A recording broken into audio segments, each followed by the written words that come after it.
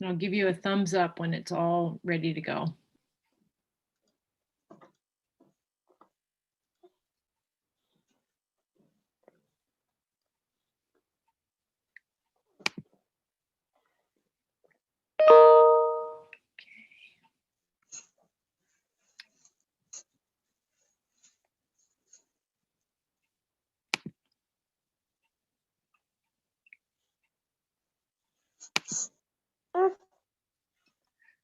Okay, I think we're ready.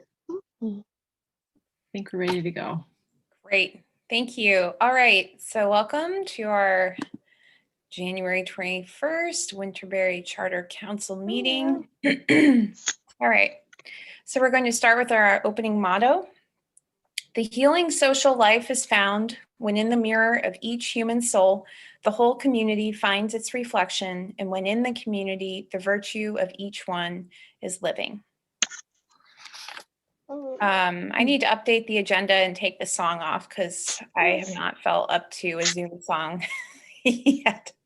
Let's move on to excitement sharing. I will go first. My excitement is that there is a baby on the Zoom, and I think I just saw an animal walk by, and this is just wonderful. So it's great to have you all here. Well, my excitement sharing is that my son, who's in his last semester of college, just had an interview yesterday for his dream construction management position on this heavy civil company in Alaska.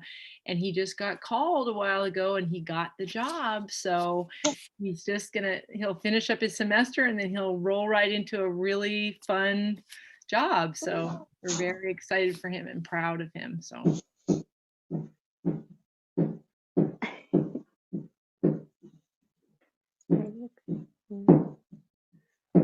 my excitement is that our son Luke is learning how to downhill ski, and he has now mastered the bunny hill at Hilltop. So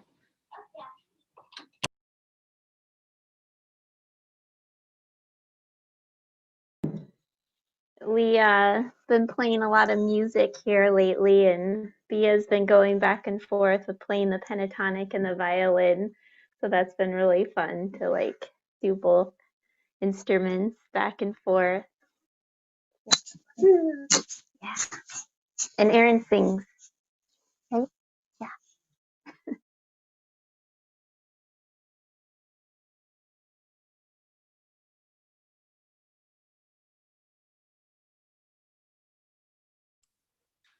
We, after 5 months, finally found time to harvest our honey. It's been waiting for a long time for us in our basement. And so we have honey, yay, in the middle of winter.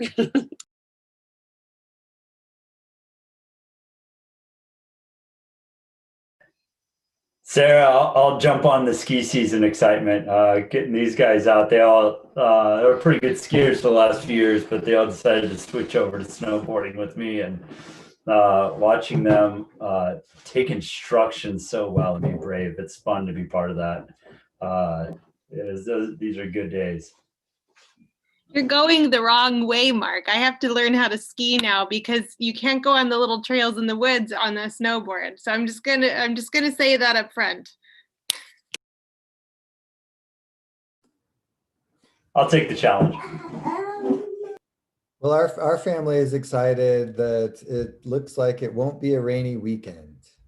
You know, we go to Girdwood every weekend, and it's been wet down there the last 3 weekends. So we're excited for a nice winter weekend.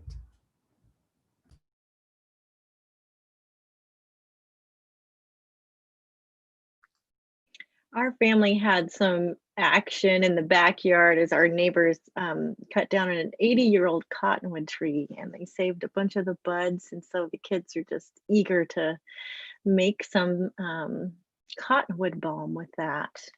And the best show in the neighborhood was watching Great Land Tree Service for 2 full days out our backyard window.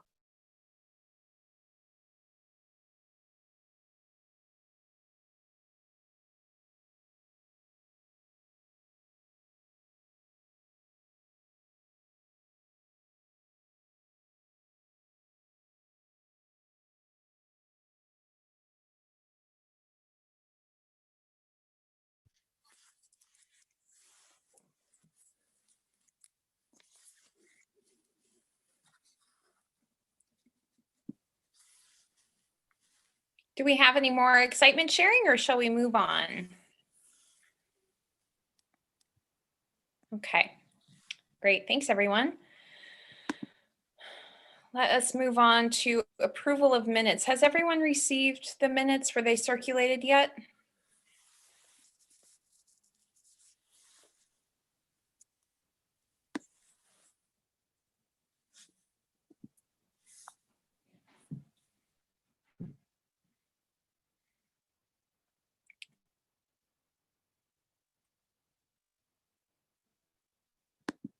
If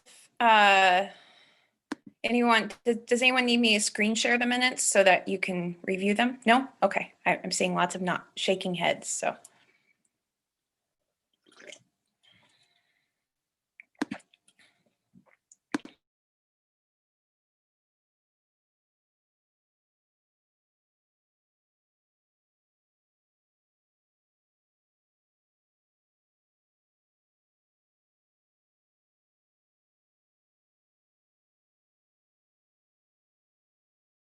Can I get a motion to approve the minutes if folks are ready? I'll make a motion to approve the minutes. A second?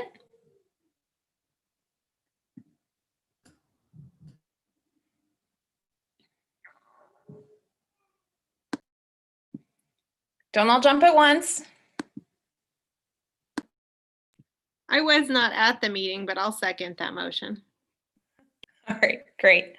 All in favor? All right, let's move on to approval of our agenda. Are there any changes? Oh, Mark? Were you? No? Okay. Are there any changes? Got a little guest helper here. Oh, no Suzanne, problem. I'm not seeing the agenda there, so Do you want me to share it?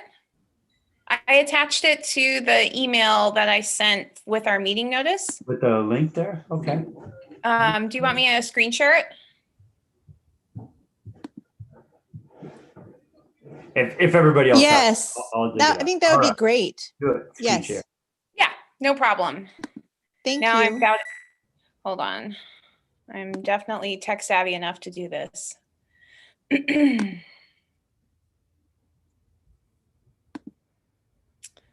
All right. Here we are.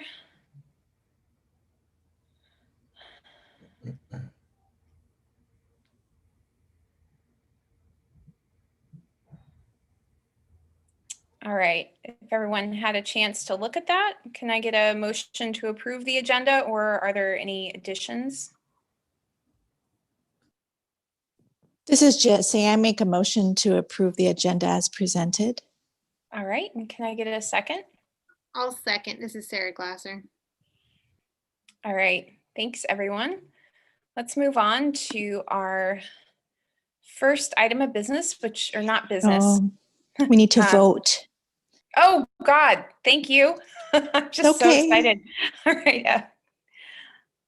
Everyone twinkle, thank you. All right, thank you for that. Let's move on to our community comments. Please note, this is the public's time to talk and the board's time to listen. Winterberry Charter Council does not hear complaints against students or personnel in public session. It is not the board's practice to engage in discussion or to answer questions during community comments. Commenters' names will be recorded in the minutes. Thank you. And we also ask that you keep your community comments to 3 minutes. Really quickly, Miss Julie, I think you had some a community comment you wanted me to read. Would you be able to send that to me and I could read it out loud? No, I don't think, I think what I did is sent the person that was interested in talking to you your way. And that's what they just wanted to be in touch with you. And I don't know if you didn't receive anything from them, then I don't have anything from them to comment on. Thank you. All right, so now we're open for community comments.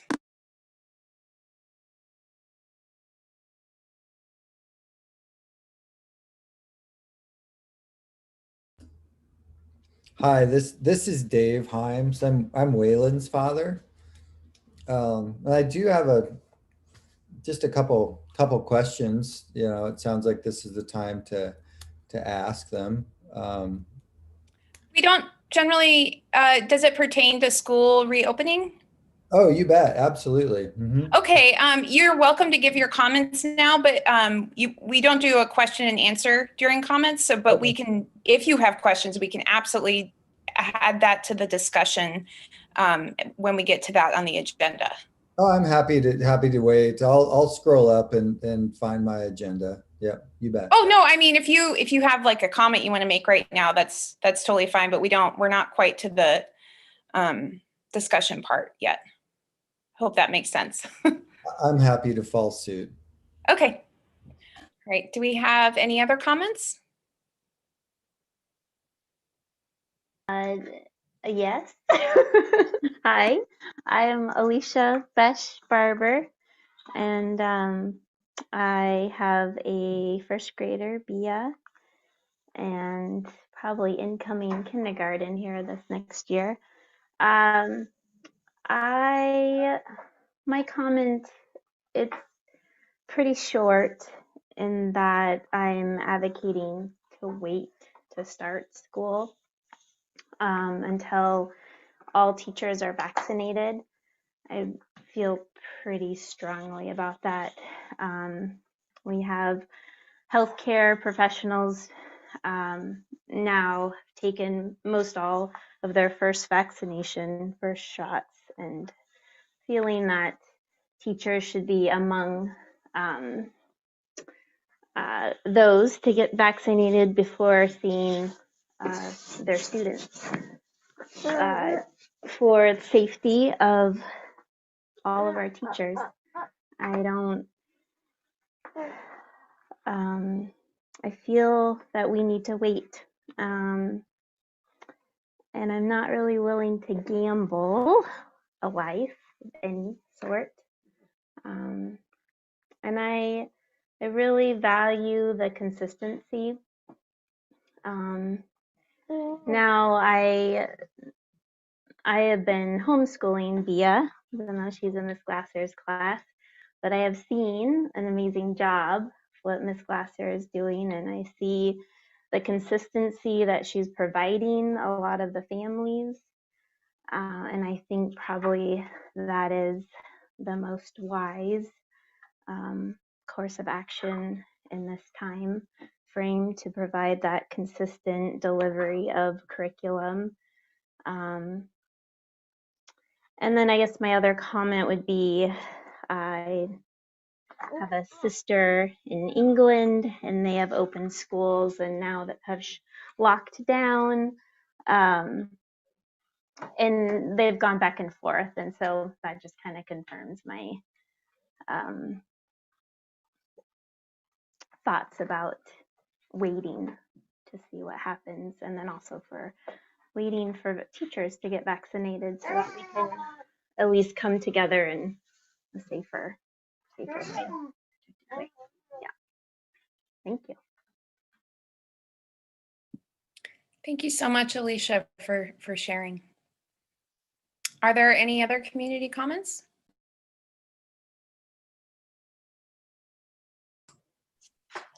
I had a comment. Oh, Kelly, did I cut you off? No, go ahead, please, Heidi.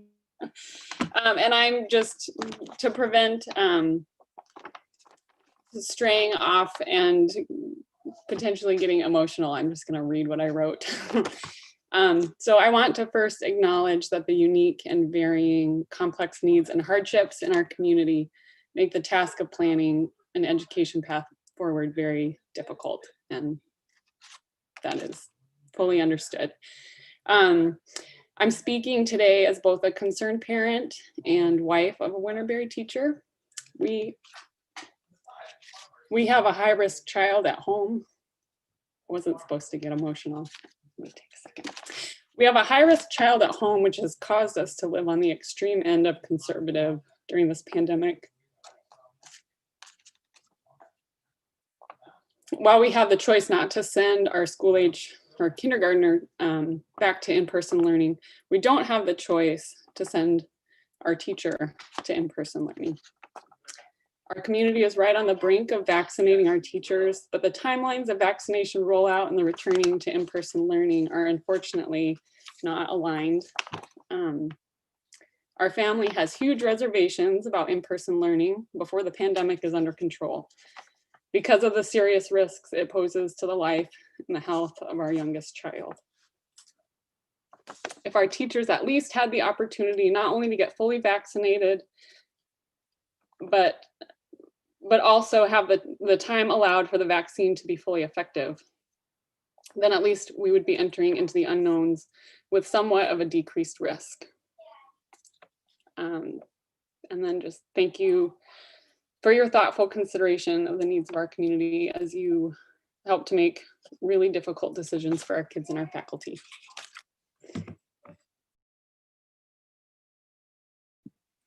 Thank you so much for sharing. Thank you.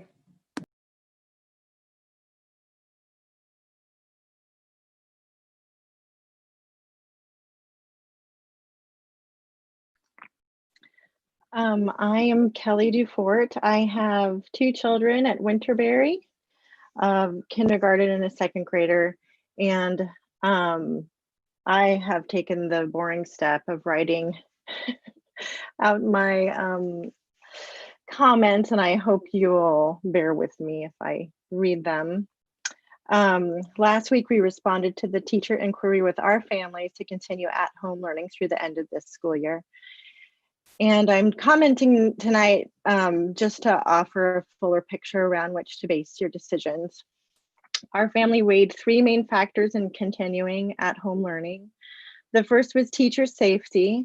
The second is Winterberry's responsibility to our wider community. And the third was maintaining a predictable family rhythm. In terms of teacher safety, we also feel strongly that we'd like teachers to have the chance to fully vaccinate before returning to students. On December 28th, Ann Zink estimated that the vaccine would not be widely available to educators until this summer. Additionally, the phase 1B tier 2 only specifies educators 50 and older. She went on to say that while the vaccine does decrease the risk of getting seriously ill, we don't really fully know its role on transmission yet. What we also don't fully understand is the serious long-term effects of the disease, including heart, lung, and kidney abnormalities that are coming to light. Secondly, our family feels that Winterberry has a responsibility to the wider community. There was a recently released January 4 national study that examined whether opening schools increased COVID hospitalization rates in the surrounding communities. And for places where the rates were already low, openings did not significantly increase them. But for harder hit areas, the study was less conclusive. The tipping point threshold the study used was between 36 and 44 hospitalizations per 100,000 people per week. I'm not great at math, but yesterday Anchorage had 33 hospitalizations in one day for our population of 294,000. Extrapolating, we're double that threshold right now with 79 per 100,000 people per week. Since the study was published, the CDC confirmed the COVID variant in 20 states, causing authors to recommend lowering that threshold even further.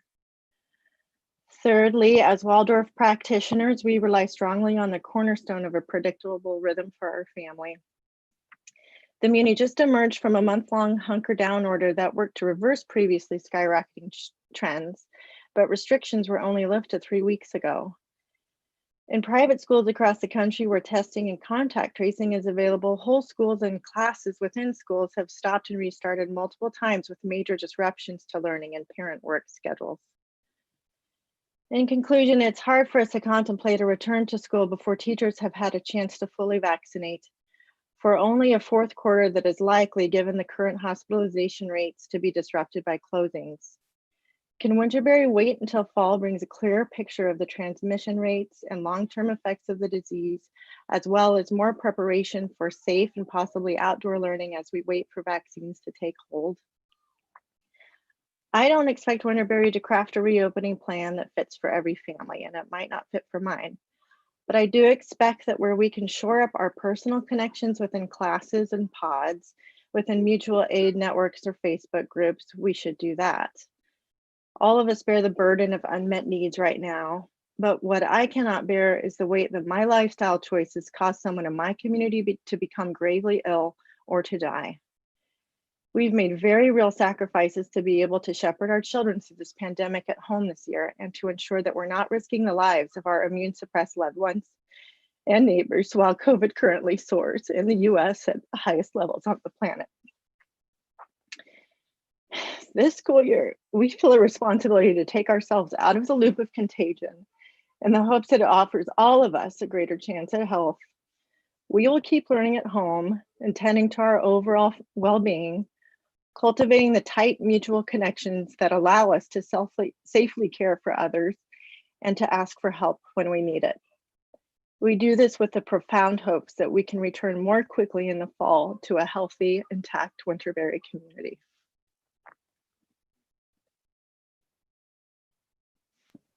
Thank you so much, Kelly, for such a wonderfully articulate comment. Thanks you. for taking comment. Do we have any other comments?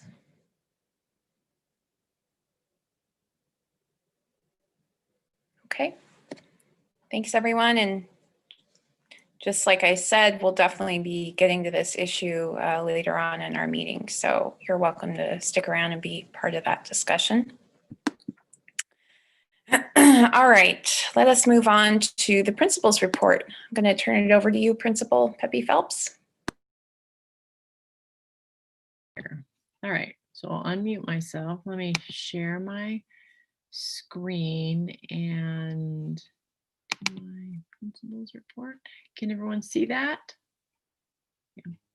Thumbs up.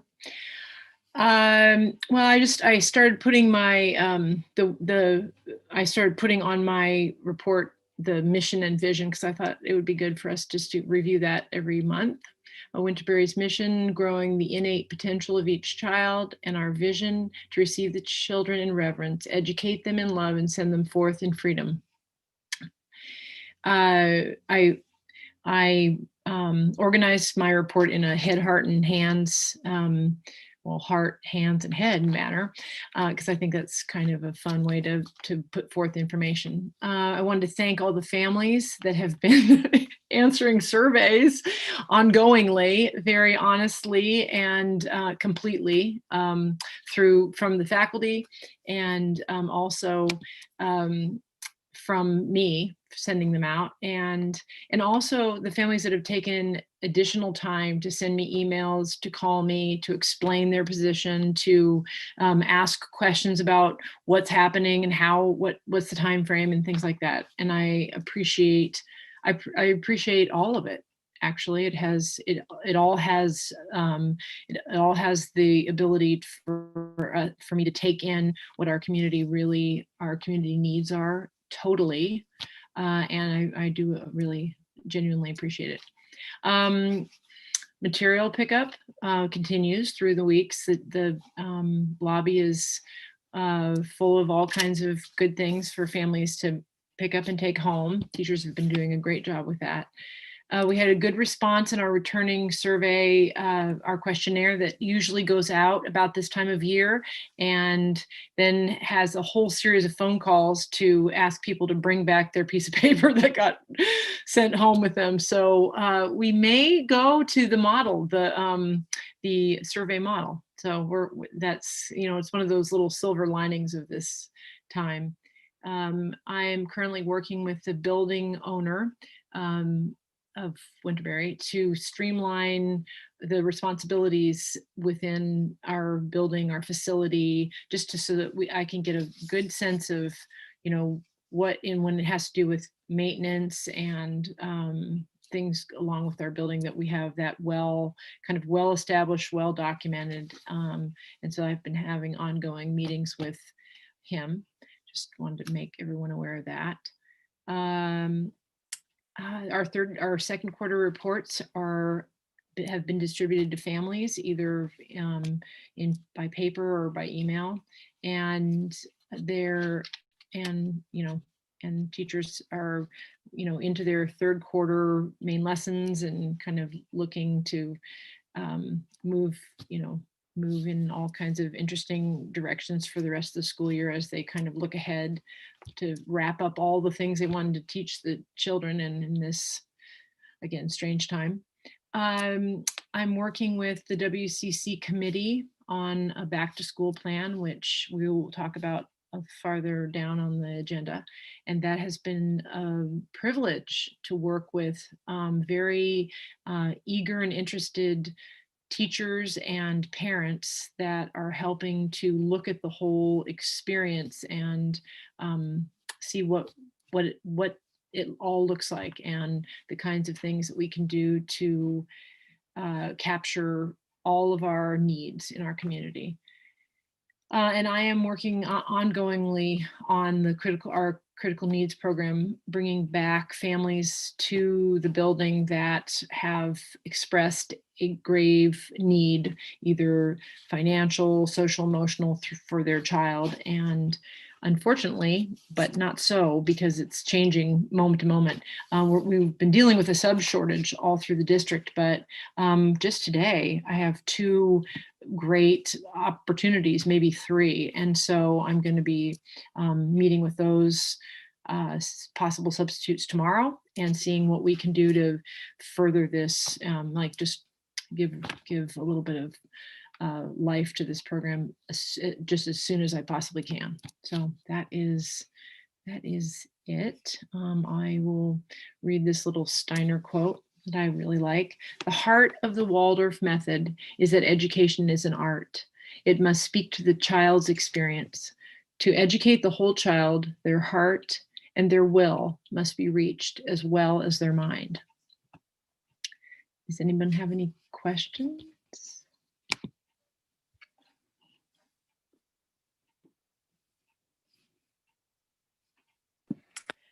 I had a question. It might be better suited for Shayna, or regarding sub usage. Do you anticipate that our budget will fluctuate based on, I mean, do you think we might end up having more subs this year than we have in years past? Realizing that we're only halfway through the year, but. So I can quickly answer that. We have not, as far as our budget, used any sub budget. So we're taking an entire year sub budget and putting it into 1 quarter. So I think we will be, as far as that goes, I think we will be well under that, but we will monitor it. As well as, because of why we need it, we could also potentially use some of our CARES Act fund for it. Thank you. You are always so on the ball. So thanks. That really was a great answer. That's what I wanted to hear. You're welcome. Are there any other questions for the principal?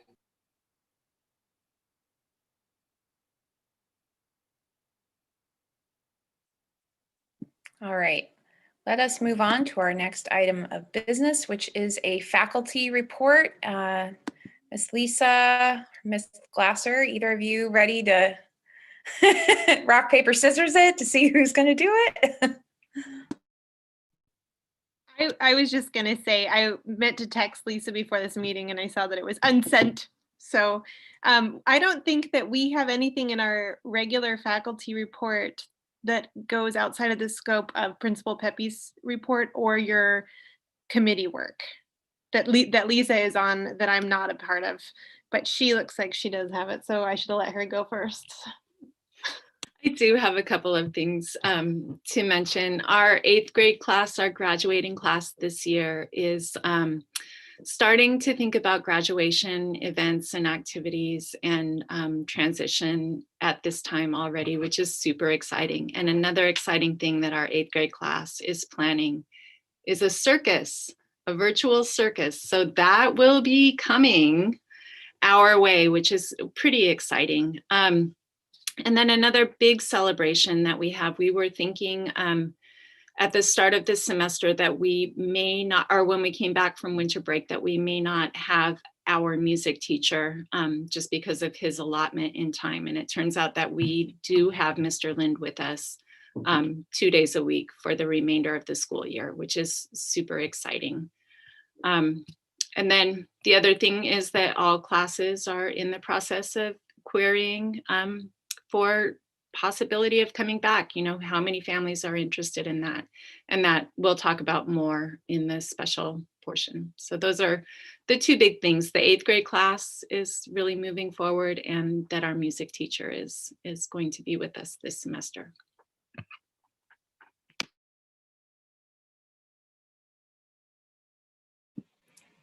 Thank you, both of you. Are there any questions before we move on? All right. Let's move on. Our WPG liaison report. Yes, I can just share a quick verbal report. Our last meeting was a great meeting just to really catch up. And I want to acknowledge that we had discussion as it relates to the outdoor spiral that was created and enjoyed by many, many families. So a big, huge thank you to Miss Lisa and others who were involved in making that happen for our community. Also, we had discussion around the importance of the return to school survey that you know, is important for determining what our counts will be looking like. We also had some discussion about the WCC subcommittee, which was previously referenced by Principal Pepe Phelps, but just sort of explaining that process and letting the body know about the work of that committee that's forthcoming. Also, we had some discussion briefly about supply fees, the nature of how that is not expected this year. However, it would be beneficial if families are able to make that supply fee payment if it works for that family. And we also had discussion related to WCC service opportunities. And I've been hearing an uptick in interest in serving on this body, and that's really exciting. And I'm looking forward to seeing a successful upcoming election. And thank you, Susanna, for your work on that effort. That's my short recap of our last WPG meeting, and I'm happy to answer any questions that you might have. The other thing I will mention is I briefly brought up the fact that this body had mentioned a desire to see if families within WPG or parents could do something around creative needs for families, meeting needs creatively. But there was really not a direct ask made to WPG at that point. Just let the body know that it had come up in the context of our discussion. But that's a summary at this point, and open to any questions that you might have. Lisa. Josie, I am wondering if WPG is thinking, planning, anticipating any kind of fundraising, a virtual auction or any other sort of virtual fundraising for the year. Thank you for bringing that up, Ms. Lisa. We've had some discussions. There's not been a formal decision made. We are fortunate that we do have a surplus. We've been building up a nest egg, and we're really fortunate to be in that scenario right now where the body feels confident with the ability to support teacher training needs. We're really cognizant of the atmosphere right now and balancing the needs of building community versus building funds.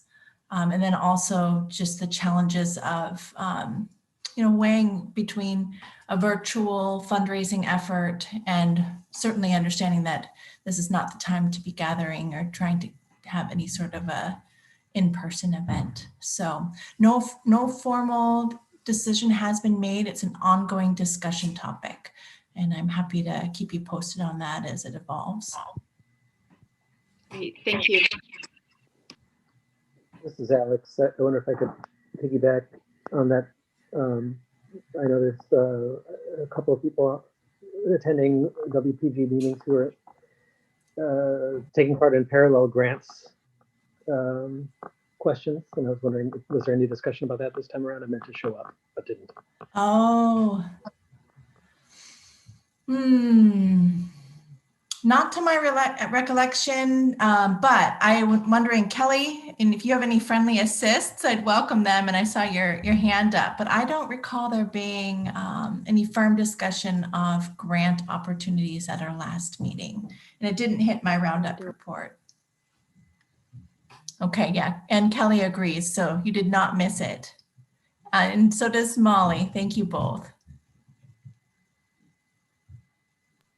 Kelly. I just had a question about the WCC subcommittee meetings about school opening.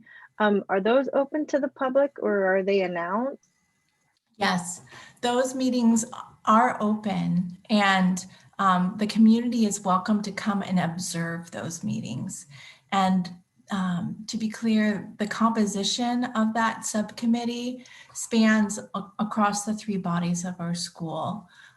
So, you know, the individuals at the table, so to speak, represent parents, faculty, administration, and the community is welcome.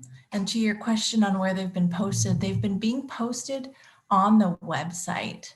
And our last meeting was last night, and our next meeting is on the 27th.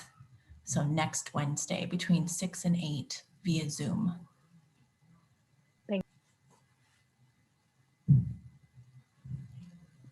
I had a question. Is there a sense from, this is looping back to what you were saying about,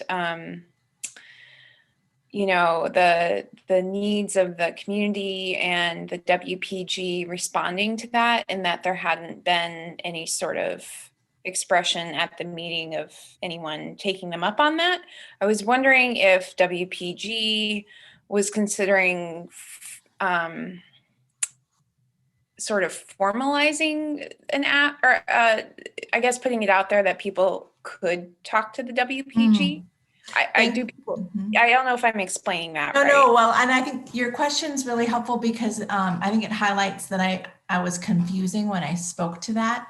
So what I shared with WPG was only that in our last meeting within the WCC, I heard two different times sort of an open question, you know, what could it be possible that WPG could do something to help, right? But there was never a direct request made of WPG.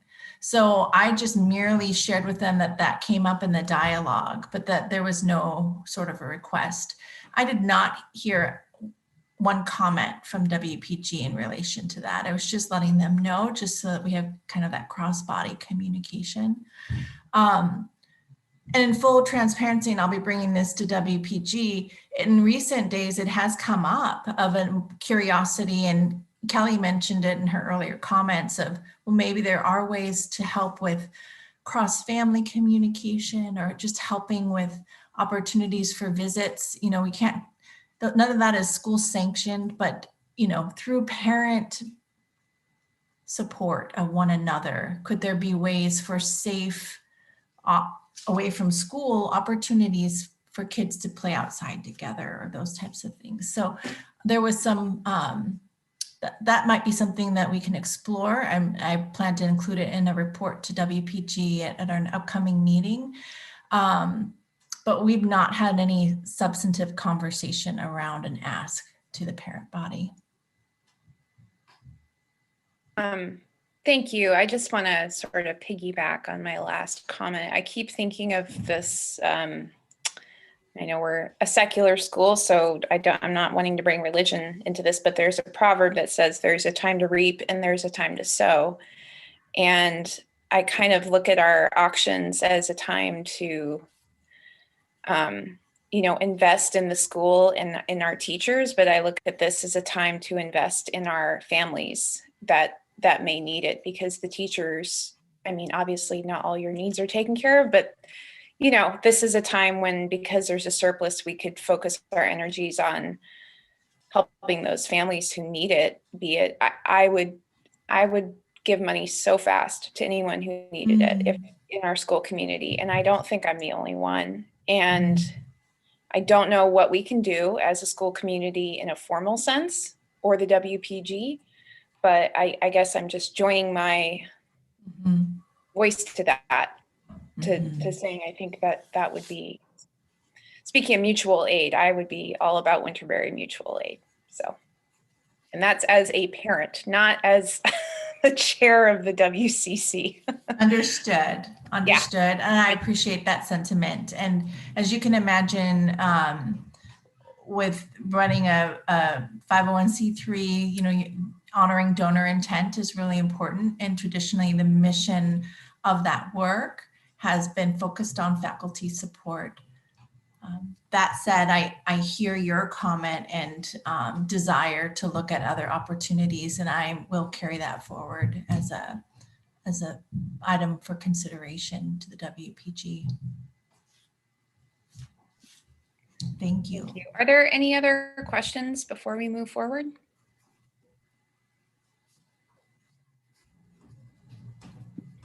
All right, great. Thanks. Thank you, Jesse. Let's move on to the safety committee.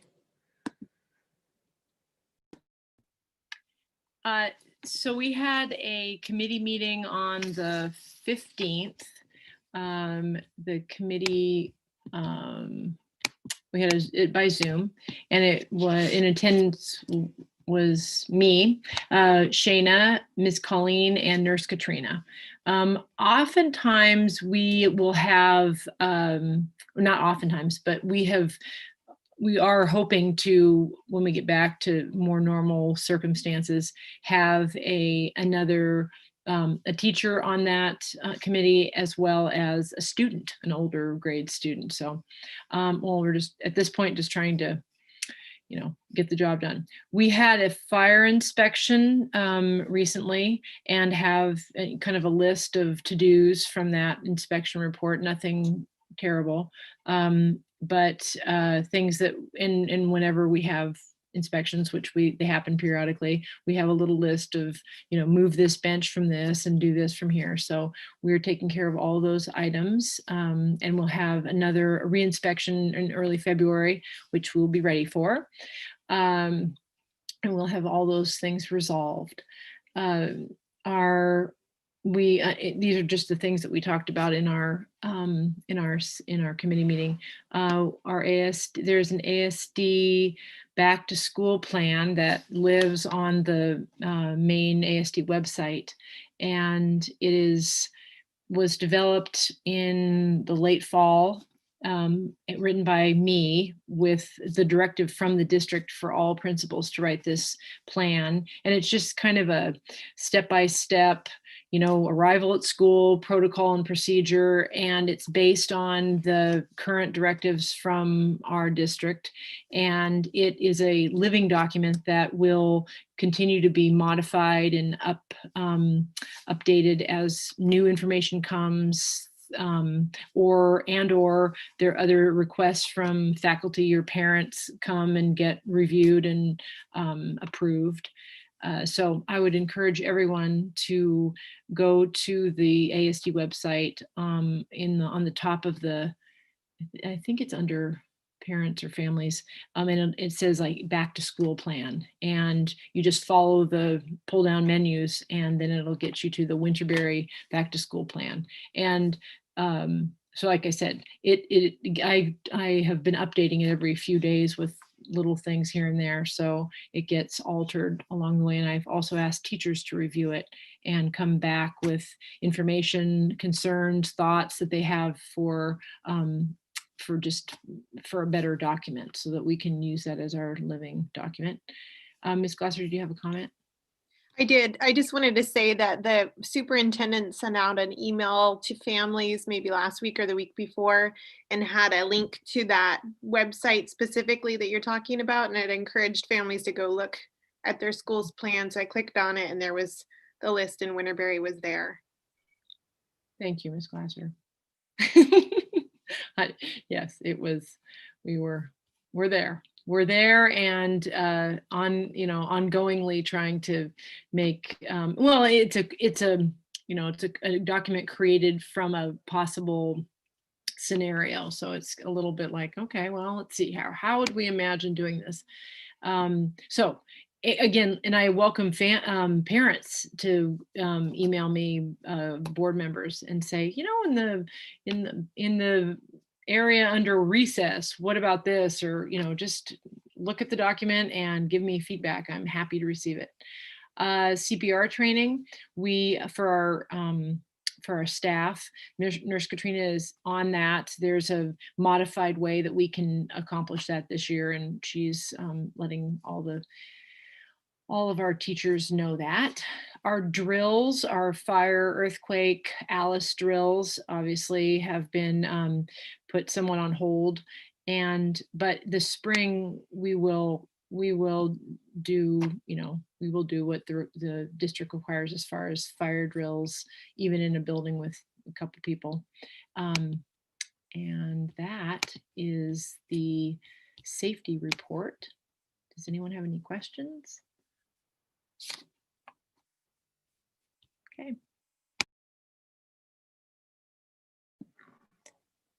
Not so fast with the mute. Do we have any outdoor play space to report? No, there is no outdoor play space except the ice rink. Thank you, John Armstrong and Jake, his loyal helper. Our ice rink is just coming together beautifully, and the weather holds. It will continue to be a place where I hope families can come and enjoy on the school grounds. If anyone has a bench available so my husband doesn't start making one, I would appreciate it. He's like, now I need a bench. But the latest warm up kind of did a little bit of a hiccup with it. But if anybody wants to get out there and try it, let the Friends of Winterberry Facebook page know how it goes. There may be a bench outside of kindergarten that the fire marshal did not approve of.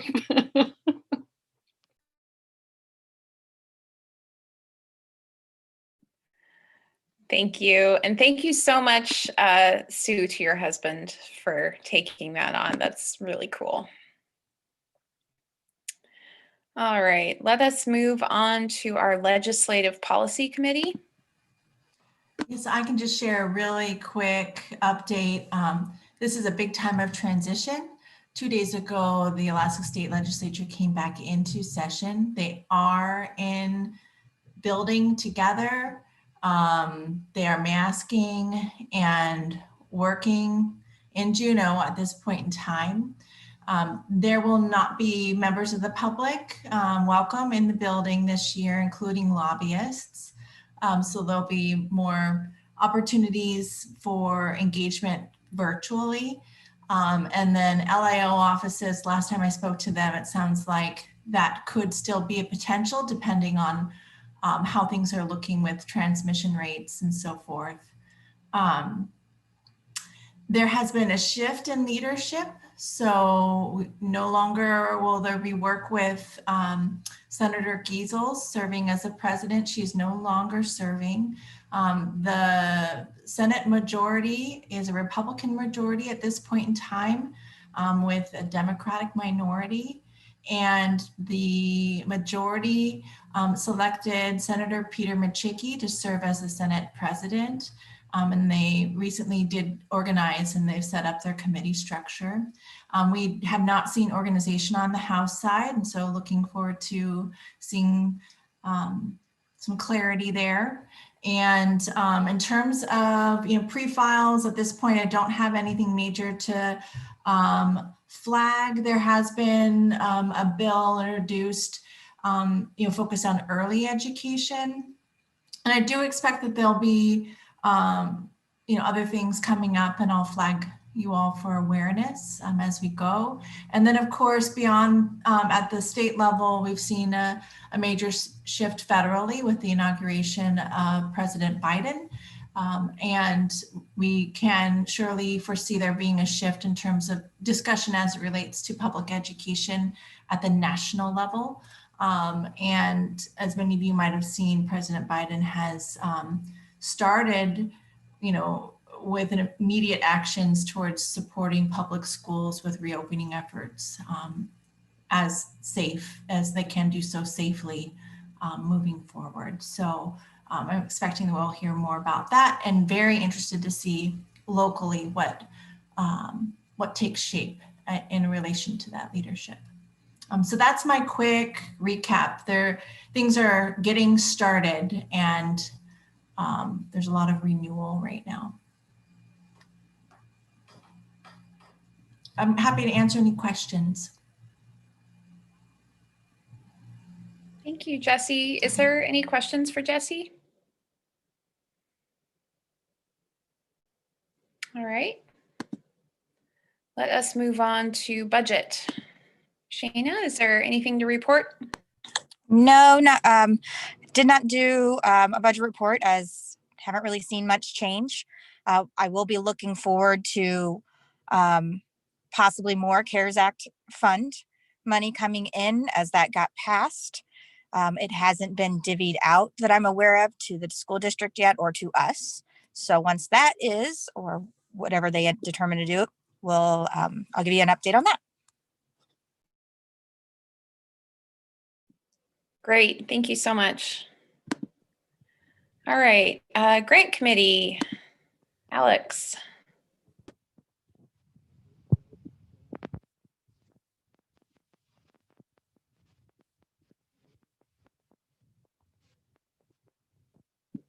Alex, I can't hear you. You can't hear me? Can you hear me now? Sorry, no grant committee updates. Sorry about my microphone.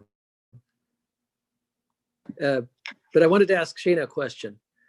Best case scenario, could you give us a order of magnitude on what we might have saved up from our CARES Act savings or receipts? What if we do get a distribution that's sort of in line with what we've had already, and maybe our savings on our substitute expenditures, which we haven't had this year? So what have we all told? So our substitute balance right now is $2,000 or $20,000. So that's like I said, that's an entire year budget going into a quarter. As far as our CARES Act money, we have about $34,000 left out of the $53,000. What I'm expecting to get, I don't know. I know briefly from what Principal Pepe told me is that what she's heard is it's probably going to be 3 or 4 times larger. Julie, do you remember? When I was in Alaska, principals, they have this one large principals meeting for all principals in Alaska. I went to the one on the 19th, and they said that they are just allocating the CARES Act money to, and the allocation is going to be 143 million. And that just to give you an idea, the first allocation of CARES Act money was 38 million.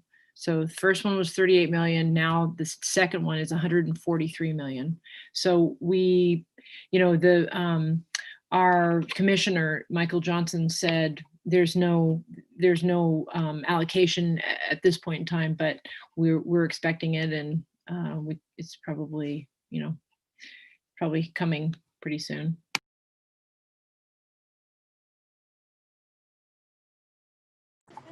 Did that answer your question?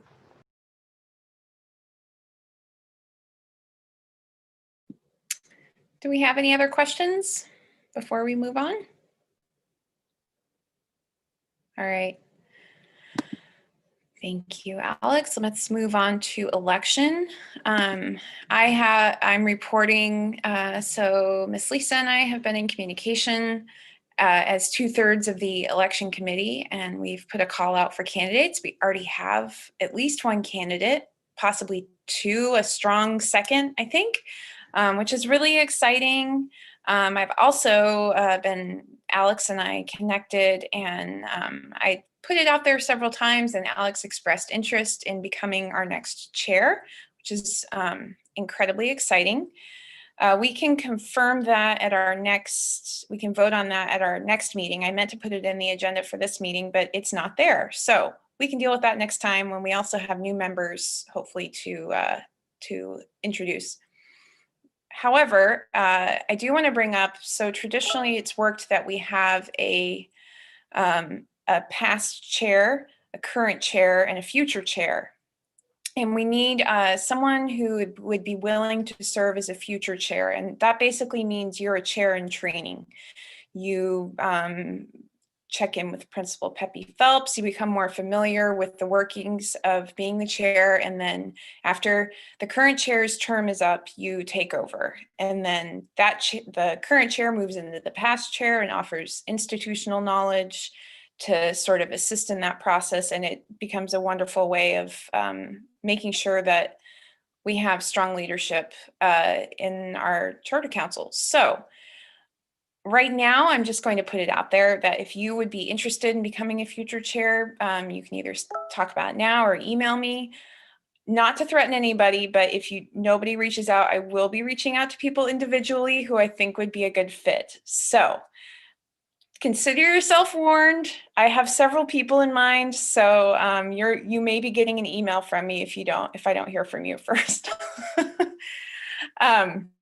In all seriousness, though, this is a really wonderful body, and I would encourage anyone who would like to be more involved in leadership to consider becoming a future chair and then a chair. I think it's a really great way to serve our school. All right, are there any questions about elections or chairs or anything else?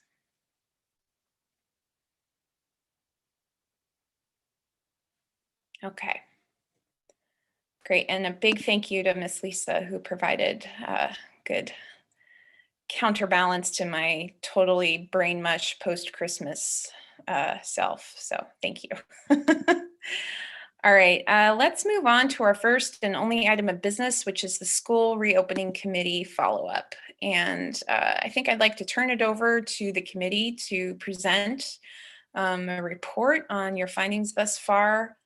I also want to, I guess we can base it on, how the discussion unfolds. I'm not sure if there's a sense in this body that we will need to make a motion tonight, because I believe our initial discussion was not moving on anything until February, but I'm not sure about that.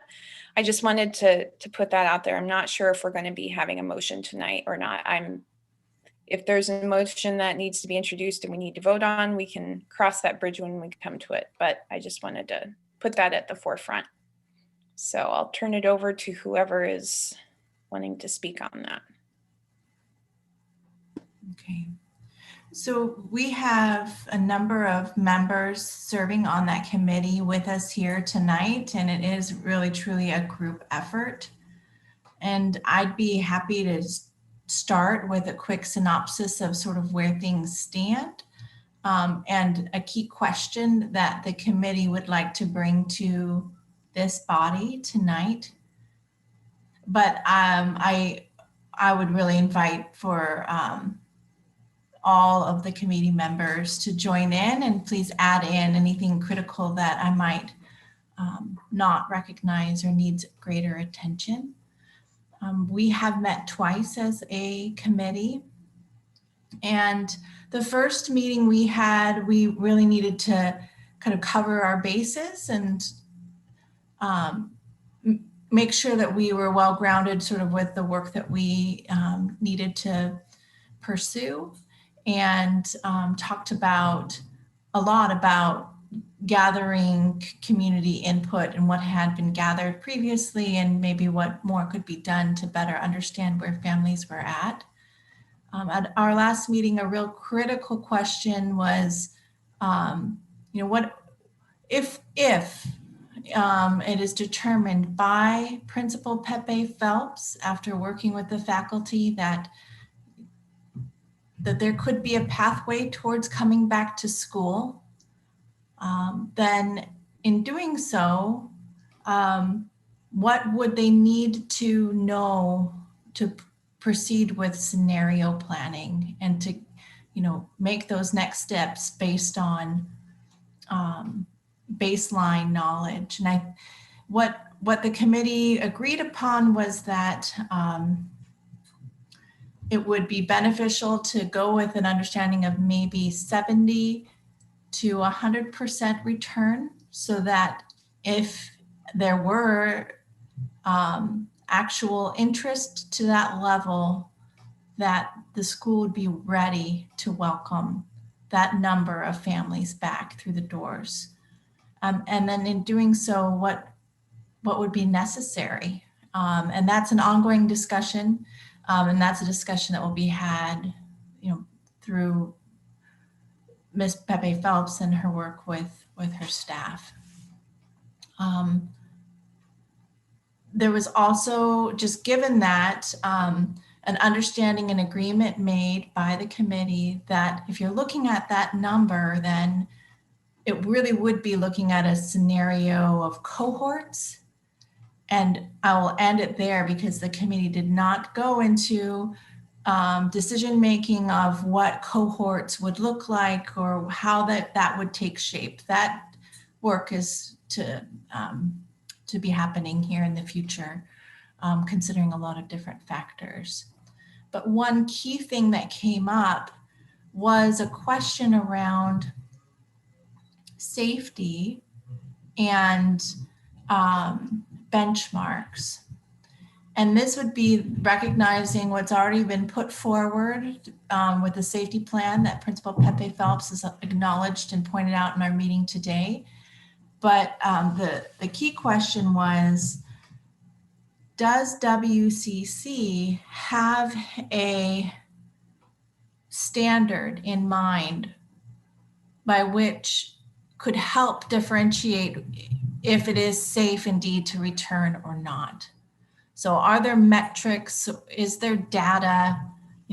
Does this body have in their mind, as the board, sort of a benchmark where that would be a guide for whether or not it's safe to be giving some form of in-person instruction?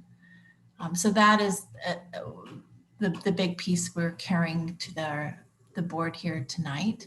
And I'd like to invite anyone, if you have additional comments or big pieces of business that you think are important to flag that I did not, please do so.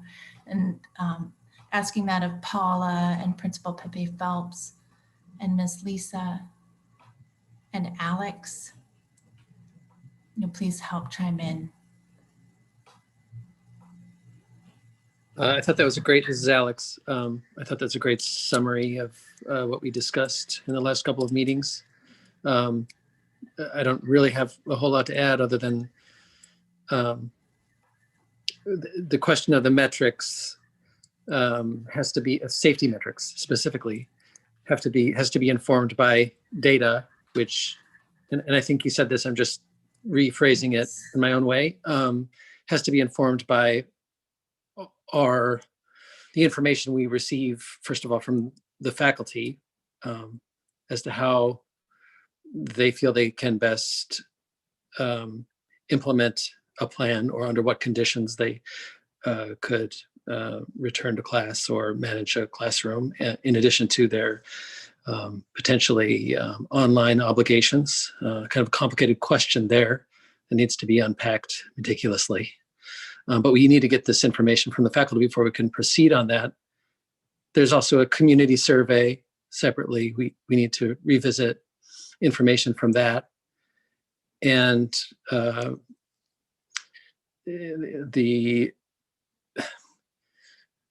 it's just quite a complicated question. And Principal Pepe Phelps had essentially requested that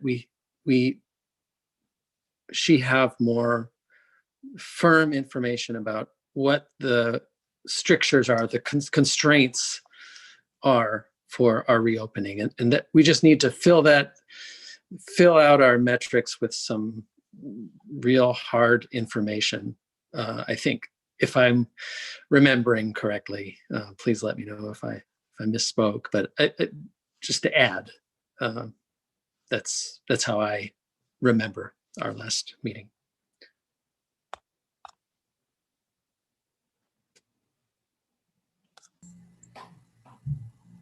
Thank you, Alex.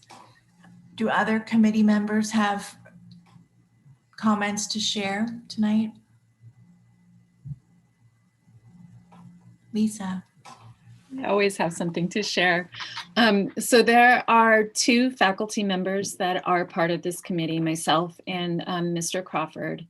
And right now we have marching orders or have been tasked with collecting a scope of data from faculty and staff at Winterberry that we will be bringing back to the next meeting of this subcommittee. So what we've been tasked with asking of faculty is to directly poll all of our families to, even though we're working under the assumption that we are looking at 70 to 100% participation, it will be helpful to know really what our distribution is. So we're gathering that data. We have also asked all of the main lesson class teachers to do some in-depth thinking about how they will continue to deliver content to the families that choose to stay completely virtual. Will it be just a version of main lesson, or will there be some other element? And then with that information in mind, how much time is going to need to be devoted to preparing and delivering virtual content for our virtual families? And for our students who are, if we're in a cohorting model, which we are likely to be, for our students who will be not physically present in the building. So how much time does it take for us to prepare and deliver that virtual content? And then we have a couple of questions that are out there specifically for our specialist teaching staff. So our music movement, handwork, and Spanish teacher, asking them to identify scenarios that they think that they could safely continue to offer their curriculum to the greatest number of students possible.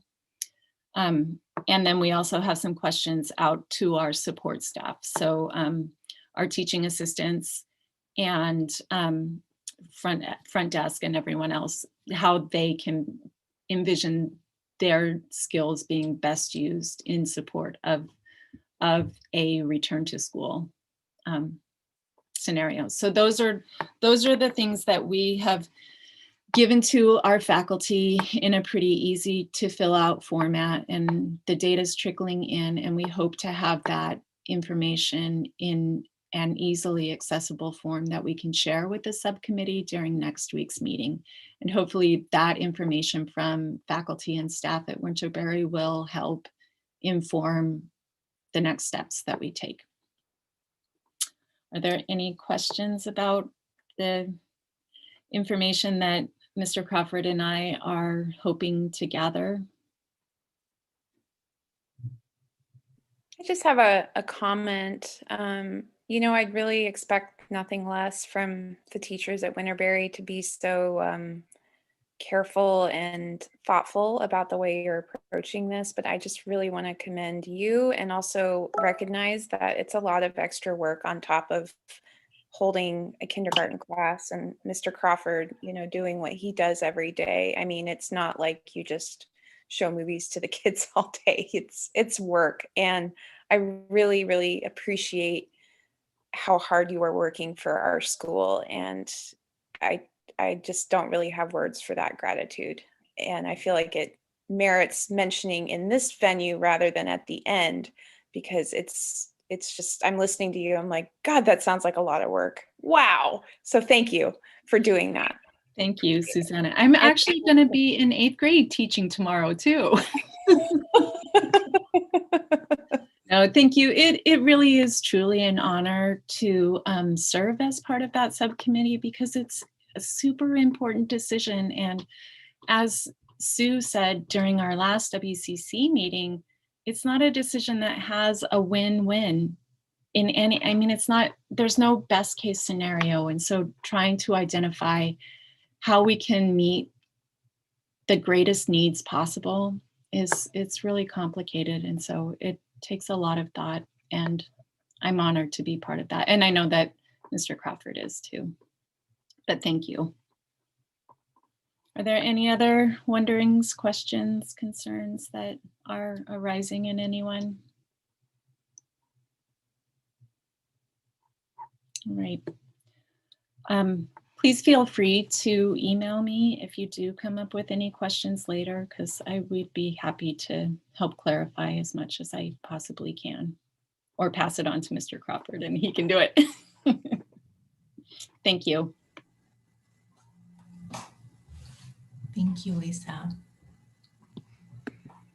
I wanted to just say a couple of things, express my gratitude again to this committee, this support committee, because they have a lot of great ideas, and our teachers collectively are interested in participating, because we have a community, we have a school that is unique from a neighborhood school in that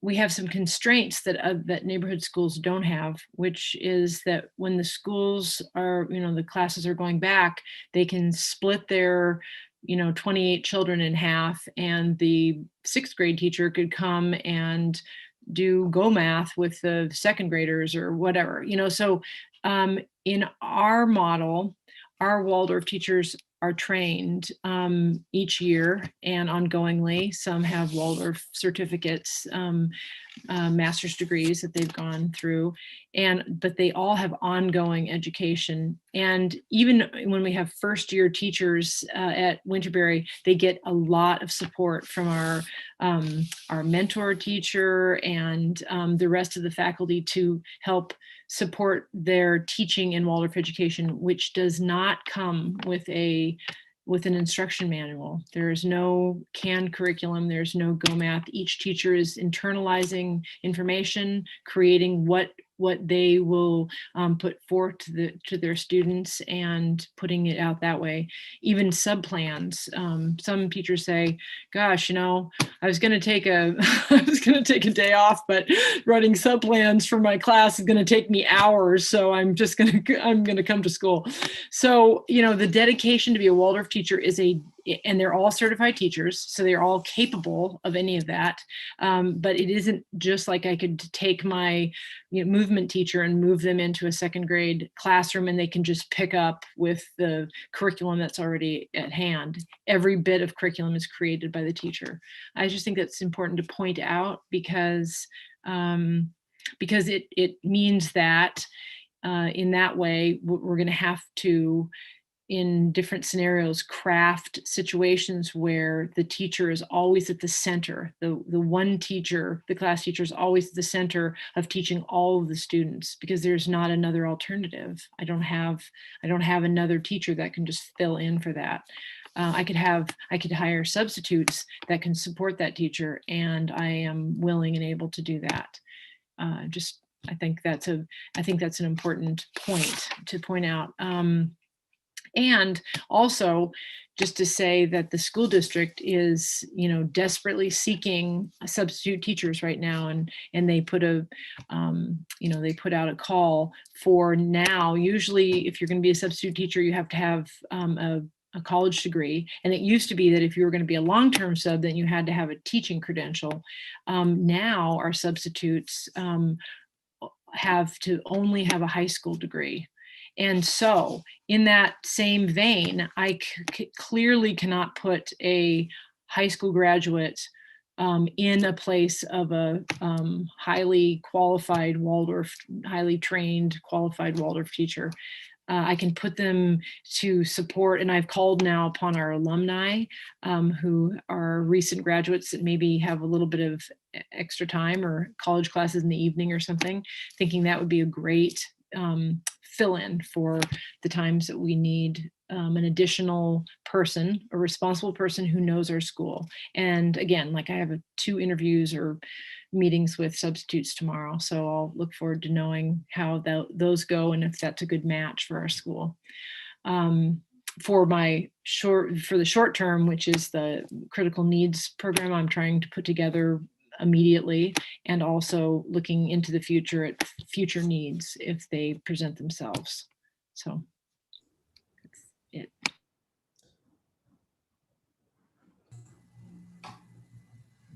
Thank you, Principal Pepe Phelps.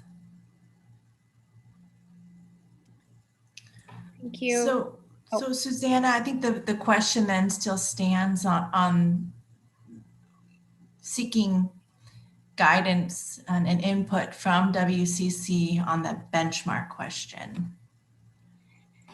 Yeah, and I have my own personal thoughts on that. Before we move into that, though, I really would love to turn it over to our community members who just had questions that they were hoping to get answered. Have been waiting so patiently through all this business. So I'd love to hear what you folks have to say, and then we can move on into ascertaining what some benchmarks, some metrics would be that we would want to have in place for reopening. Because I think what folks have to say might inform that as well. So whoever would like to go first. Hi, my name's Dave, and I haven't been to these committee meetings ever. I do love the program, the curriculum. You know, Sarah Glasser's awesome. My son Waylon is having a blast, learning a ton. Looks forward to every day, right? Even though there are some days, right? But some days are different. But I guess my one question is why is there no metric or baseline for return, given we've started this whole situation, in March? The data has been fairly static, but yet growing. So we're learning more and more and more. It's an incline and an increase in data that we're all learning, and the efficacy of how to operate in a group model. And I'm just really, really curious why there's not at least, a fleshed out baseline metric that you can disseminate to the group. It seems you'd have something in mind by now. So that's just one question. And then my other question is, in the latest survey, there was, and I'm just shooting from the hip, there was plus or minus 50% of the group surveyed were for or undecided of going to school, right? And then 50% were all for it. So what is your thought there? I mean, are you guys comfortable like just working and fleshing through your wait list, I guess, right? So if people don't have the ability to wait to join your school, I guess, I'm sorry, I have a dog whining to get out of the room. Give me 1 second, sorry.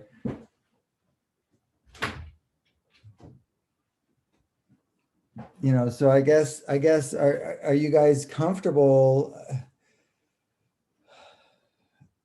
I don't know. I mean, okay, so that wasn't a very good question, but so if you do find your way to a metric that you determine is appropriate for your committee, do you have a staff that's willing to do the work?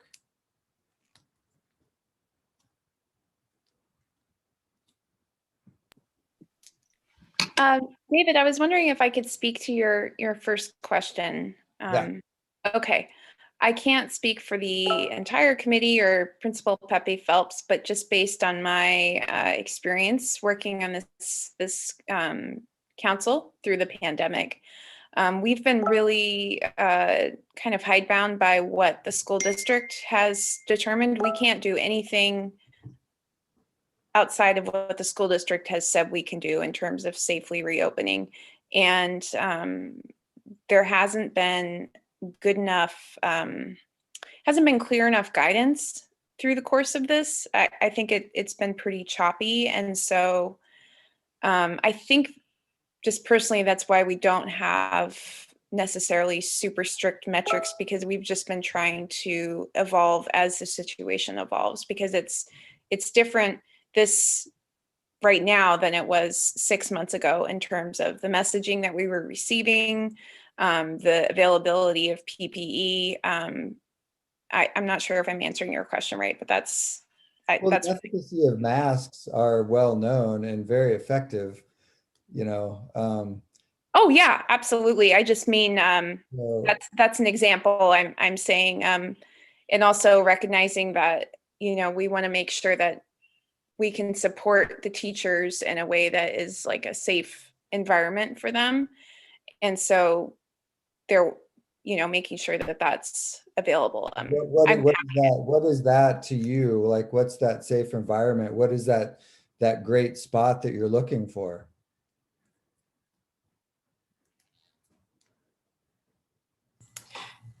If I may, yeah, I would just, you're asking all the right questions, David. I mean, this is so, it is very challenging, and I will just say, to what Susanna was articulating, this body may not be less conservative than the school district. So we know that as a charter school, we do have flexibility, but just to give you a sense for timeline, when the school district was making motions to be reopening, that's when this body was definitely also lock and step having conversations of what could that look like, and doing our best in a challenging circumstance. And I'm sure that there's things we perhaps could be doing better, but doing our earnest best to gauge where our community is at, understanding the needs of our faculty. To your question of, do we have the staff to fill it? That is a very key question, which we are continuing to do discovery on. And, you know, doing what we need to do as a board to support our principal with her work with the faculty, you know, to take these next steps. And on behalf of the committee, I appreciate that you're here and that you're asking these questions, and that you're engaged in the process. Thank you.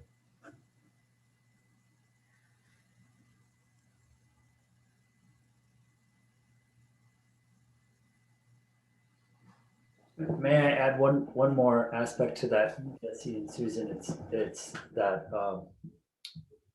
the idea of a metric is complicated and three-dimensional, certainly, and I think certainly worth the time that the subgroup there is going to diligently look into. But another aspect of it too is that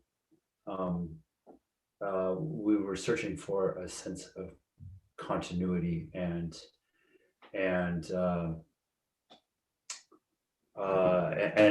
not looking to turn on, turn off as those metrics may swing one direction or the other.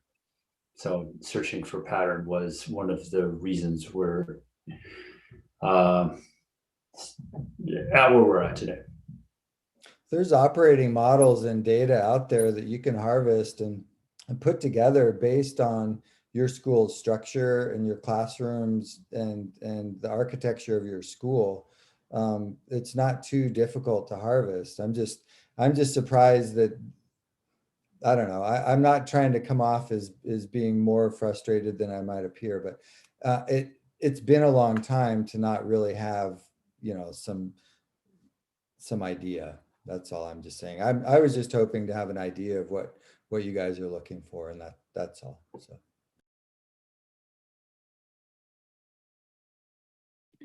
I think one of the questions that has come up as a metric has been spacing, and whether or not we've got the space inside to welcome back an entire class of children that is wanting to come back, and how many that might be.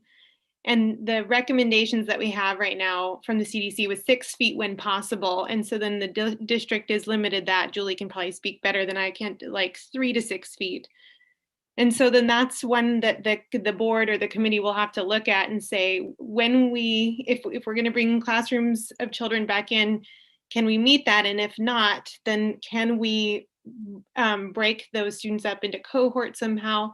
And that's where I feel like just me watching the conversations on staff and seeing what's happening, if we're breaking up classes, then do we have the staffing to do that? And then, you know, specialists help, but they obviously can't go to 8 classes during the week. Just if you're looking at a mitigation plan for factors. So I just wanted to highlight the spacing and the staffing. I think if we're going to ask what kind of metrics should we use, those ones should be ones that we have a clear answer about what we're comfortable with, in addition to other factors that are certainly important. And so what are those? Do you guys have that based on your building layout? Do you know what that means, what that looks like at this point?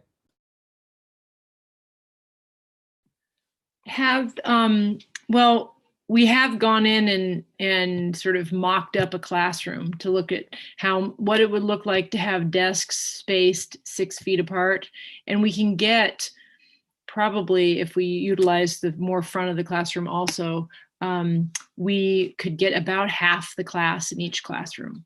So it would, you know, depend then on how many students are coming back truly, to see how that could play out. Like if all 28 were going to come back, then we would be tight on that. But we're kind of, probably that's not going to happen the rest of this year. And so it would probably be all right. But again, like, that's why we're reaching out, trying to get a little bit better of an idea, so that if we're going to go forward with a plan, we can have some sense of, okay, so 6 feet apart, and then how would that play out? How would how would we break out the week? Would we do half days? Would we do, you know, Monday, Wednesdays, Thursday, you know, Tuesday, Thursdays? Would we have a virtual day so that we could have everybody, you know, our virtual students kind of caught up or with the class? There's little components that we want to keep. Teachers are very concerned about keeping their class together, because in this model, the teacher, you know, takes a class from 1st to 8th grade, and that relationship is key in a Waldorf school. And breaking that up too much, especially in the early years, is, you know, we don't feel like it's optimal. So we're considering all these different angles to try to put something together, again, that will satisfy the kind of our core values of rhythm and togetherness, things like that, but also to satisfy the greatest needs in our community in this, you know, in these times, with the idea, you know, the masking, you know, things that the school district has mandated. We are a public school. And then just, I wanted to point your attention again to that. And I don't know if you've seen that document yet on the Anchorage School District website. Miss Lisa put it in the chat box. It's there, a link to it. It's a Google document that all parents can access, and it really goes through the plan, the daily plan of drop off, pick up, how things would go, recess, bathroom, hallways. You know, there's a step-by-step approach to all different aspects of a school day in this in these times. So I would encourage you. Have you taken a look at that yet? No, I haven't looked at that one. It's specifically Winterberry. Thank you. I'll look for that. And I just had one more. Earlier, there was somebody who mentioned, and I can't remember who it was, mentioned that they were really kind of looking toward, and correct me if I'm wrong, a 70 to 100% buy-in from parents in order to reopen. Is that a Yes. statement that was Yes, correct? that's just for scenario planning purposes only. So because, as you know, that could shift. In that room, then 70% obviously is well beyond that. So, okay. Yes. Thank you. I appreciate Yes. Yeah, and I would just say to that point, David, the thought from the committee on that was, once you were to start having face-to-face instruction, if a family at first that might be somewhat hesitant sees that there's success with that model, they very well might wish to send their child to school. And at that point, our school needs to be ready to receive them. So preparing for the largest return possible, is a sound plan so that we could be ready as needed. I just want to interject really quickly and recognize Melissa, who entered our meeting. She's also one of our potential candidates for the Charter Council. So I just wanted to say hi, Melissa. We're having a discussion right now. And in the chat box is the Winterberry reopening plan created by Principal Pepe Phelps, if you want to review that or have any questions. I was watching it through the YouTube, and so I didn't have this. Perfect. So I couldn't type, I couldn't talk. I just was, yeah. So I would say for my concern for our family, it's, I work as an infection preventionist at the hospital. And so I work with not only with our staff, but also with patients and just the interactions that happen that cause outbreaks in a hospital. And a lot of those are when people are dining together. And I haven't really been able to find any decent or like any scientific evidence, like data or any study that was done with children. But I know that we've had people that were dining together in with their masks off, dining for 15, 20 minutes, and 80% of them ended up getting COVID from one person.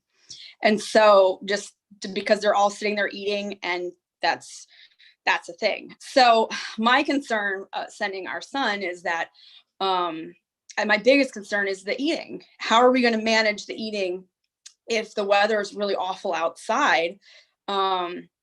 Because that is a big portion of how this is transmitted. It's the dining, it's the taking off your masks and eating. And even if you're 6 feet apart, there are studies that show that this can stay in the air for up to 20 feet. Now, granted, children don't have as much viral load as adults do, and they're not like breathing as heavy but still, it has the potential to travel up to 20 feet. And so or more, depending on where it gets into the, how the flow of the airflow is in that building. And the more closures you have of windows and you don't have things open, it just adds, it's another layer of, it compounds the risk. So that's my concern. It's more so, I don't really want to see any teachers get sick because the students are sick, or I just don't want to see it, especially if we're so close to having this. Another thing, we're so close to teachers being vaccinated. So I'm hoping by the time we open in March, I'm hoping that most of our teachers will be vaccinated. I get my second dose on Monday, so I'm super excited about that.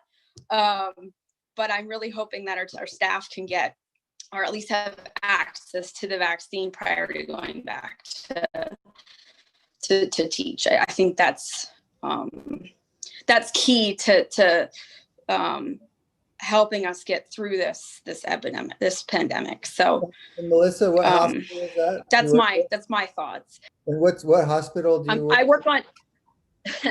I work with the DoD Joint Base Hospital on base. Thank the you. DoD, yeah. But I have my backgrounds in microbiology and chemistry, and I have a master's in public health and epidemiology and applied biostatistics graduate certificate. So I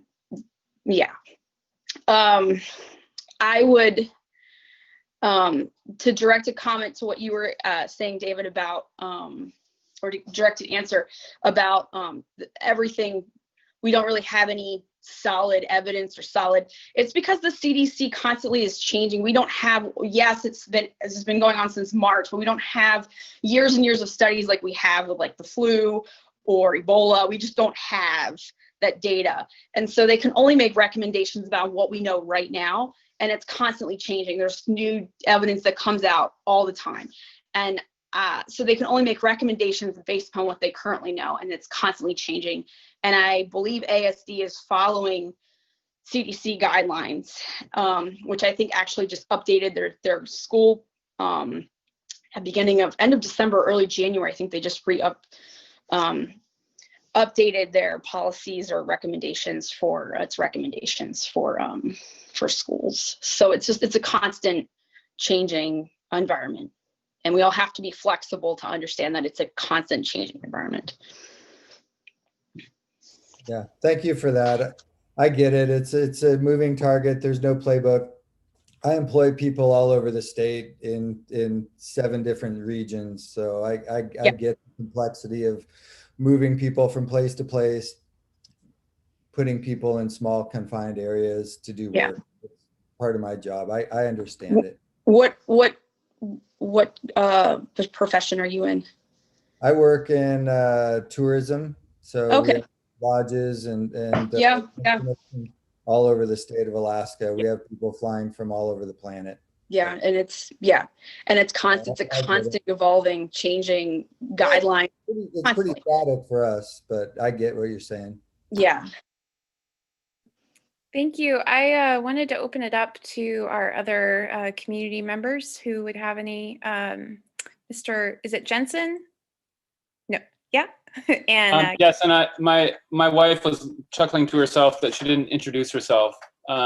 Yes, I'm Mr. Jensen. I'm the 3rd grade teacher. My wife Heidi, and we have a son Lucas in kindergarten with Miss Lisa. Great, thank you. And also Kelly, if either of you had things you wanted to add, now would be a great time for that.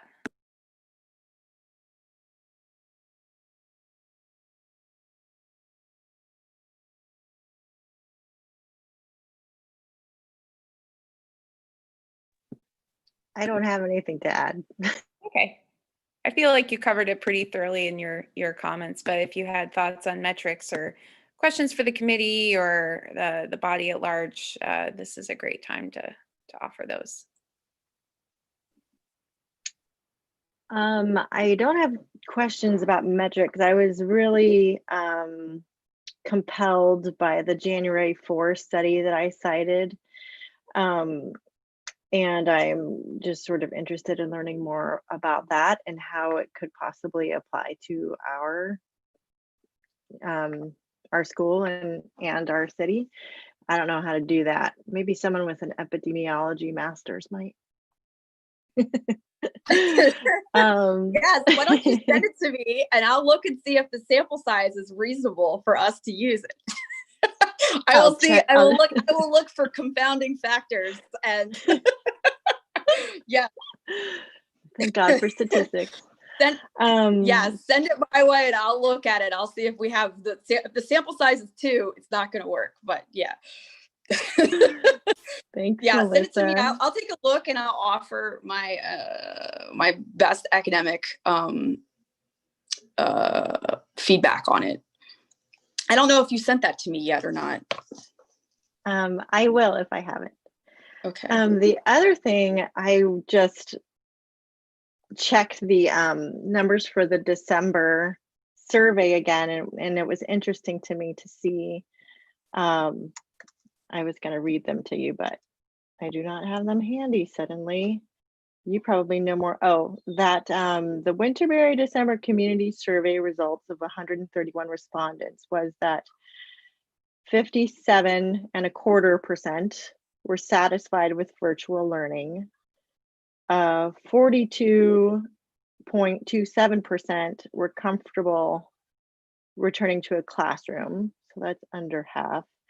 And as to outdoor offerings, the majority were comfortable.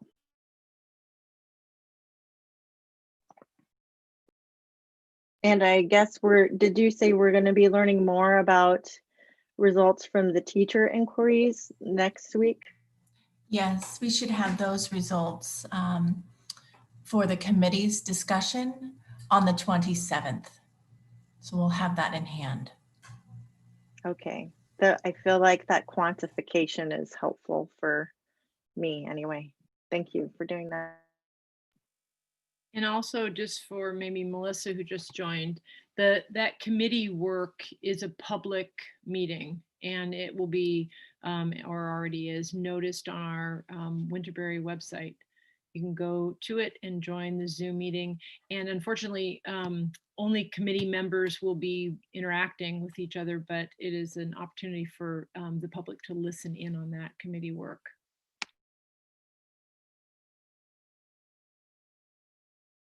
And when is that?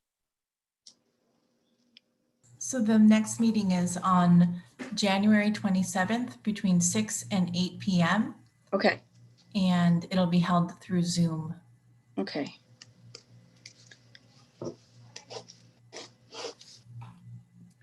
So I'd like to hear from the Charter Council on metrics that you would like to offer to the subcommittee to guide their work going forward.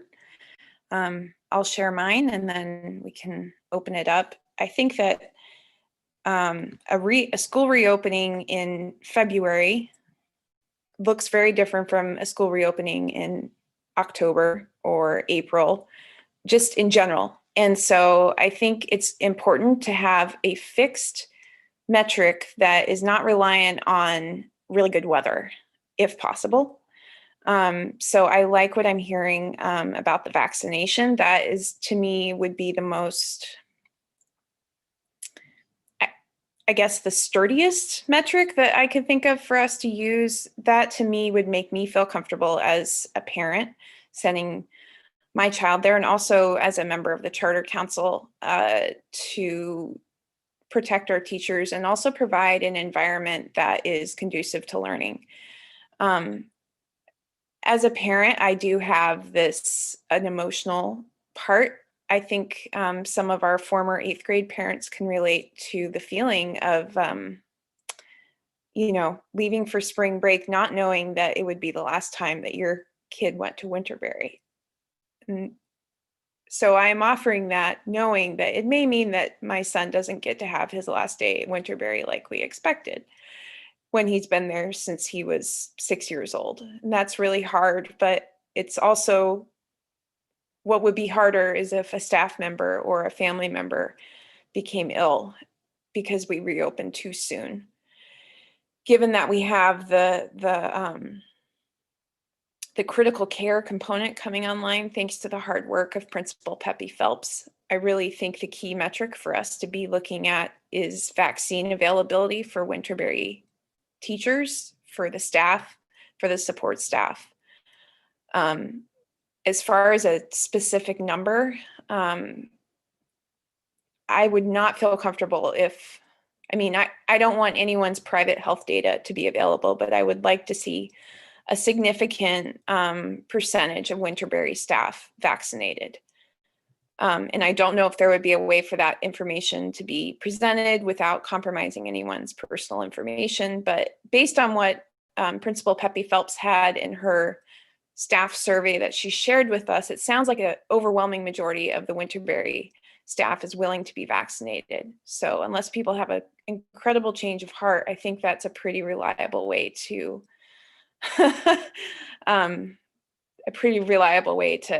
set that metric. So that's my thought. To me, that is the most important thing. And also, I really don't want to get down the rabbit hole too much, but I also am just thinking of, we didn't even know a few months ago when we would be getting vaccines. We didn't know how many there would be. We still don't necessarily know how many we're going to be getting. Alaska's really fortunate. I've heard that our per capita vaccination is pretty decent. We're doing better than a lot of places, but we still have to keep those shots coming down the pipeline. And I feel like we're going to know a lot more probably in another month or so, hopefully. I say that just based on my reading of the news, not because I actually work in epidemiology. So, all right, I want to offer it up to other council members now. Thanks.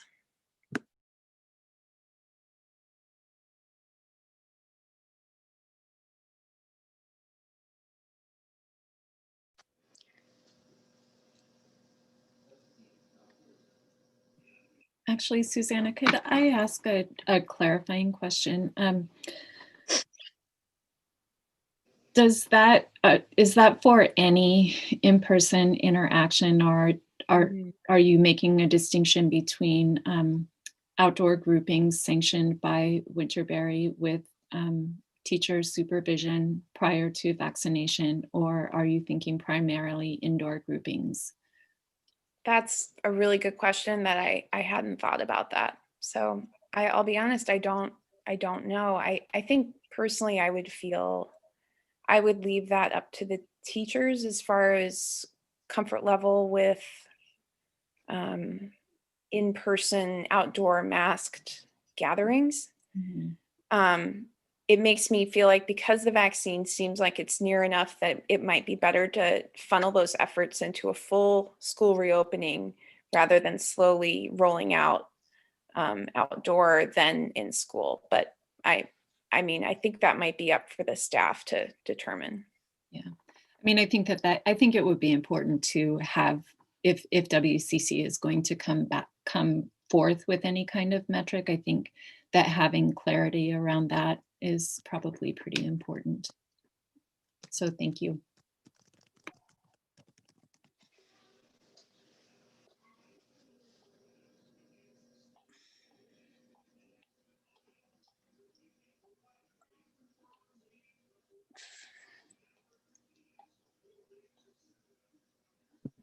So again, if there's any other charter council members who'd like to offer input on a concrete set of metrics, we can offer this subcommittee to guide their creation of a school reopening plan. Let's get it out there. I was gonna say, I think that I had read that there's potentially another two more vaccines that could potentially be approved by mid-February, which would open up and give us 4. And one of them it can sit in refrigerator temperature. So there's the cold chain is not even, it's not an issue, but they're waiting to see with the clinical trials, the third, what they show for is it effective. So we might have more vaccine. We might have 1 or 2 more vaccines approved by March, but I'm hesitant to think that we'd actually have a massive amount of vaccinations in the next 6 weeks. I don't know. I mean, we already started doing those 65 and up here in the state. I know that some who are in native hospital have gotten it, and they're in that 16 to 64 range with no extra, like they don't have any and they're not high risk, so they're already starting to get to more of their population. But for the rest of us, I don't know, like it could be June by the time they offer everyone else. I don't know about teachers, when they were thinking about putting teachers in there. I'd have to look. I've been tracking several different states trying to help everyone get registered to get vaccinated. It's been pretty insane. But I can look in to see if there's any metrics that other school districts have used based upon the vaccine, see if I can find anything, if that would be helpful. And if I may just quickly add, I think that we're going to see a shift. There's a desire by the current federal administration to really do a massive push for supply of vax across the country. But there was a hope to do that in the immediate future. And the last I'm seeing at this point is it's looking more, towards April. So it's a moving target. And Melissa, thank you very much, for your input as a community member today and sharing your expertise. And I would also just add, I heard reference to back to school in February. I would share that in committee, the discussion has been looking more towards a date following spring break as being a potential natural time frame if it's determined to be a safe time frame to come back. That's sort of the timeline we're looking at. But I'm going to hold my comments there. I'm really interested in hearing from additional WCC members on this topic.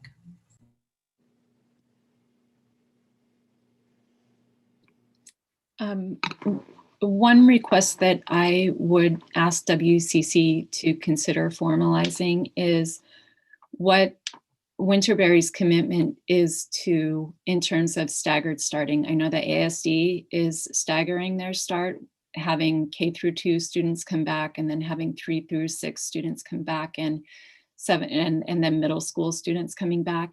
And I would very much like to formalize WCC's commitment to school return and articulate what that commitment is, whether it's following in step with what ASD is doing or whether it is something different.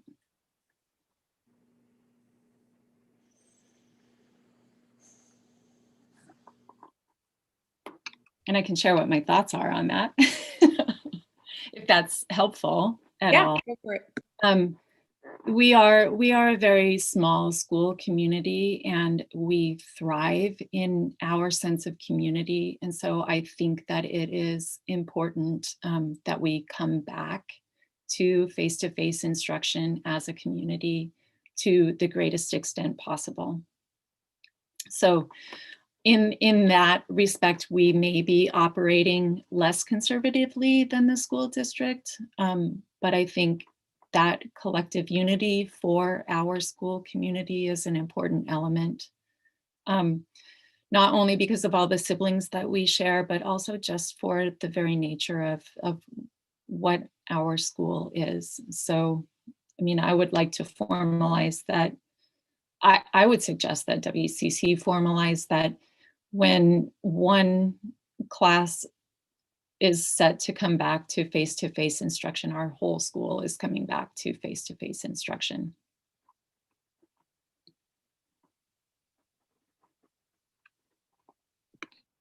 I agree, but I also might have a conflicting idea, which is that I think it would be ideal to all come back, but as benchmarks are decided and we get down the road of opening up, if it comes down to the fact that we don't have space or staffing for whatever plan that we decide to do, I would hate to see that nobody could come back unless we all, as a parent of a kindergartner and a first grade teacher, and formerly as an 8th grade teacher, I can tell you which of the two ends are desperately needing in person and which of the two ends are very sad to be online. But it's, I would hate to put all my eggs in one basket and say it's all or nothing at this point.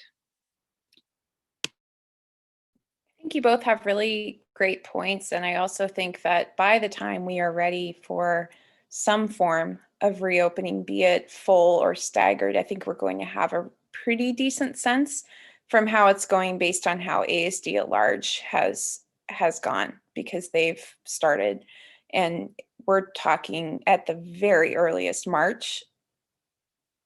I would be shocked if it was March, to be honest. If the metric that we end up using is vaccination, it might be April.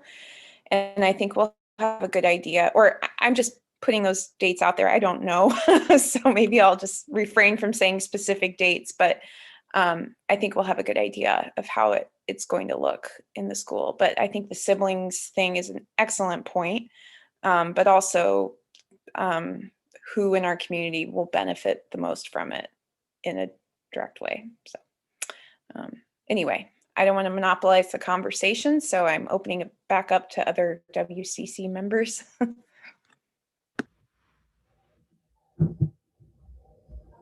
I'll jump in there. I'm assuming how this looks, and Principal Pepe Phelps may have already had a vision on it. It's some sort of dashboard with 4 or 5 different things that we're monitoring, whether it's parents and teachers, readiness to come back, and health of the community, all that stuff. And we're trying to get a green light on 3 of those 5 or 4 of those 5 before we bring back in. We're tracking a metric and that metric is multiple ones, but not too many. You know, we're going to keep it to some number that's more than 3, less than 10.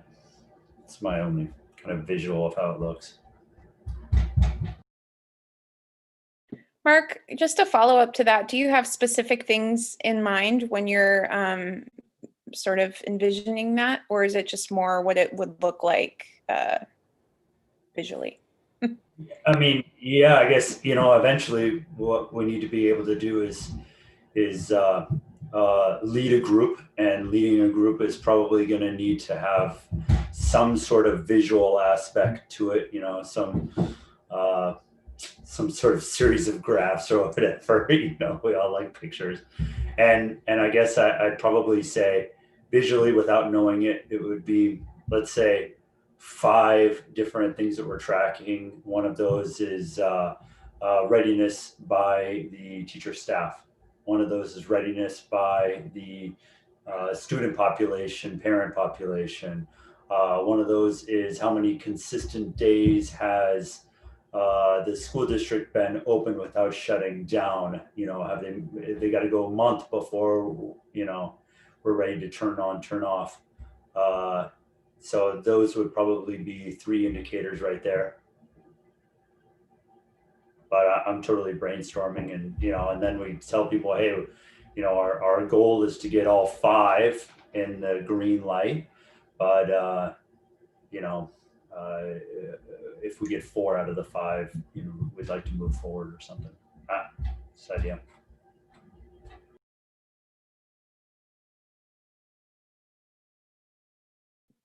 Thanks, Mark. Is there anybody else?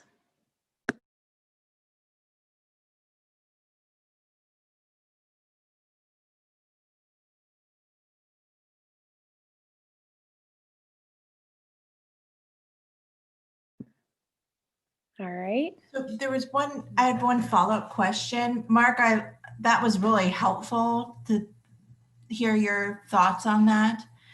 The other thing that I heard in committee last night was a question posed, you know, what would it be, what would determine if we would need to shut down?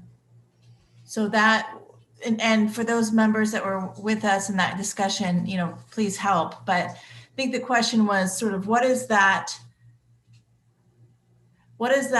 barrier for determining that we cannot continue having the doors open, that would be helpful to know as well. I'd probably go back to my work experience on that, and that basically says, quite frankly, when you're on the work site, anybody has the ability to shut down, right? And obviously, we're not going to just allow anybody, but I'd probably say a shutdown needs to be fairly fast. You don't have the time to poll everybody, so that would be in the hands of Principal Julie, probably as a primary, so that we can quick make a decision, get everybody safe, go into plan B, have that already established. But obviously it could, you know, if the teaching staff was the second, you know, raise the flag, that's fine too. You could also have it not all rest on Julie and have, you know, a subcommittee that's standing by, but smaller better on shutting down. It's easy to get, yeah. And I also think, Mark, if I could just add to that, I think we can, again, going back to being able to learn from what the school district is going to be offering, starting in terms of when to shut down. I know that we're going to have more widespread testing. So as far as just the mechanics of what that would look like if we shut down, okay, so say there's a positive case in a student. See, this is where it gets a little tricky for me. Is it a positive case in a student? Is it a positive case in a family member? A close contact? How dialed in do we want to make that? And I think everyone has varying comfort levels. And I think it would be good for that plan to defer to the lowest comfort level. And because the teacher, I think, would be the person with the most exposure, it would make sense to me to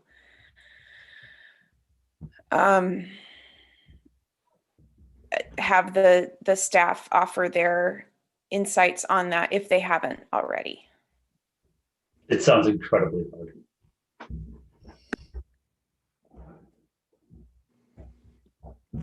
I just wanted to offer, the school district has very specific protocol. You know, the nurses, Nurse Katrina, we talk about this in our meetings or administrative meetings.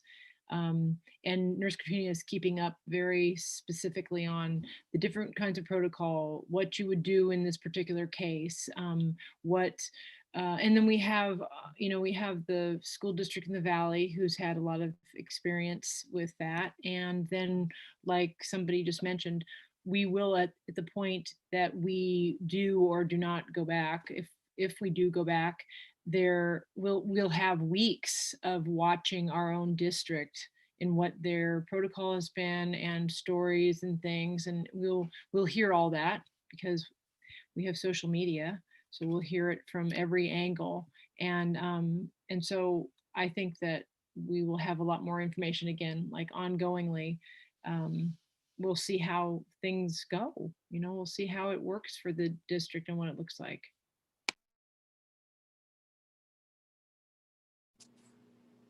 This is Alex. Before we had this discussion tonight, I was thinking about this in quite a different way, which is starting from the starting point of Winterberry Charter School as a charter school has been enabled through Principal Pepe Phelps' judgment, essentially, to depart from the Anchorage School District's default opening rules, but only to a lesser extent or more conservative extent. So, I go look at the reopening plan for the school district, and I say, okay, so which items do we want to make more conservative or more restrictive from that reopening plan? And also, of course, if we were to do something like, well, we got to wait till we get a vaccine, well, that throws that all out the window. It's a fairly simple plan.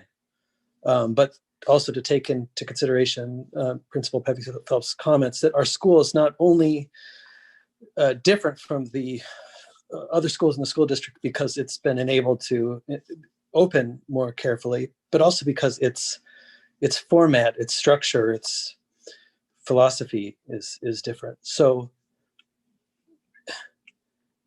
the problem with having a different framework for making a decision about reopening is that it puts a lot of burden on the principal's shoulders. And it's not only to protect, I guess, the safety of our teachers. And I hate to put it that way, but it's also to protect perhaps the safety of our students. And there's been at other meetings identified concerns about the safety of our students and that some of them are in home environments that aren't safe. So I think that needs to be taken into consideration as well. That's just my personal view, is that to start from the framework of what is the school district doing and to what degree do we want to depart from that would be how I would look at it from a decision-making perspective, personally.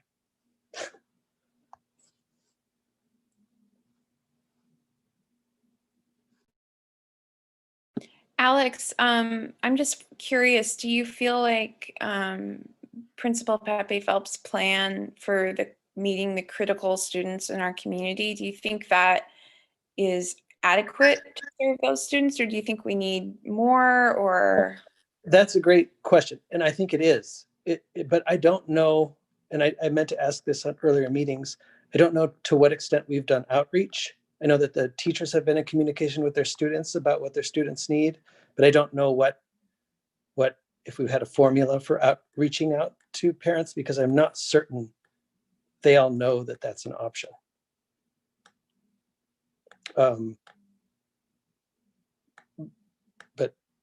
But maybe somebody else could speak to that.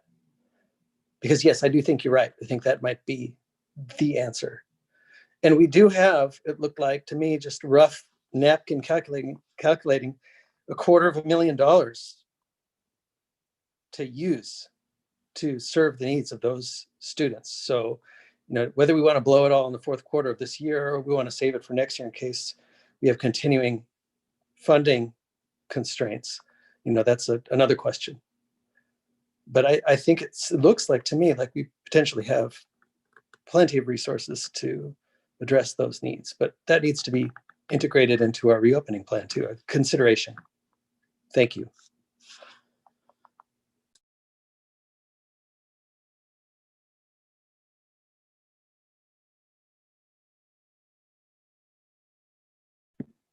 Thank you.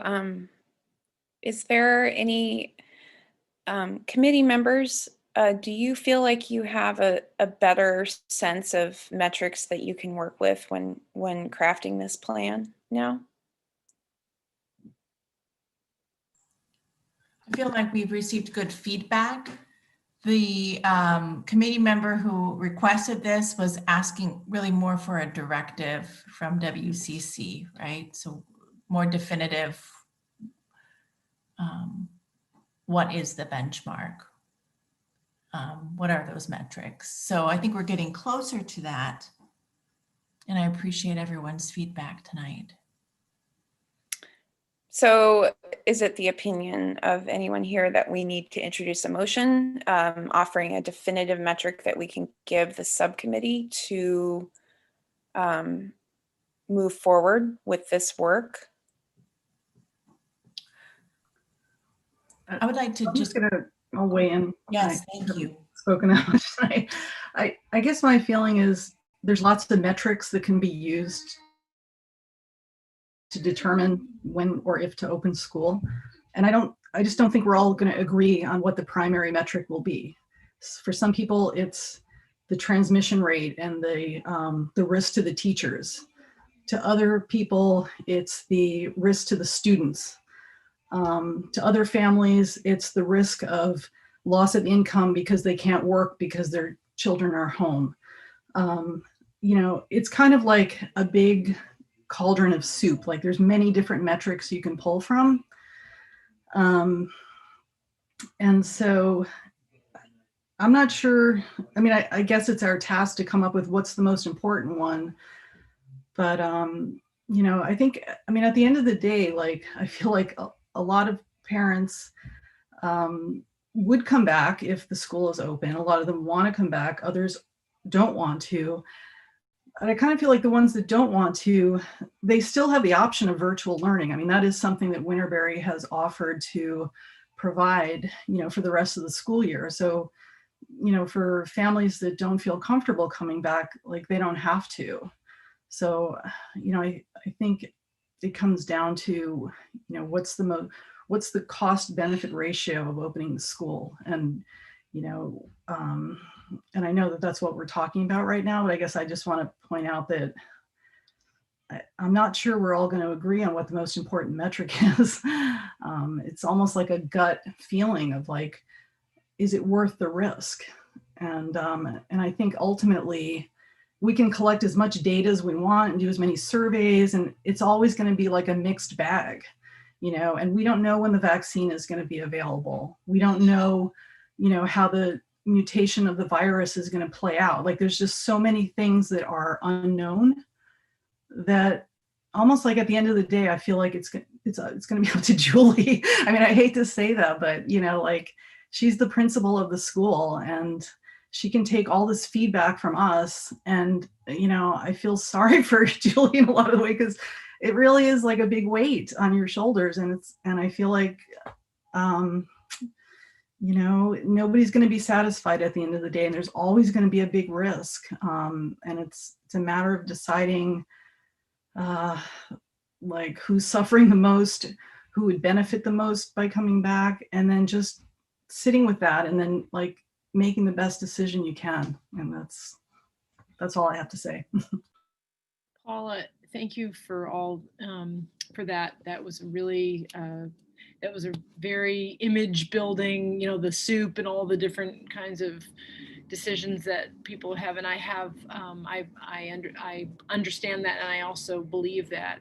On my side of things, and to keep in kind of protocol with what a charter school is and what a board does. I am I know I mean, I am a good decision maker. I can take information in and process it and ask for help and whatever and make a decision. I don't have any fear about that. And I know that I am certain that I can make a decision that I can stand behind in some way.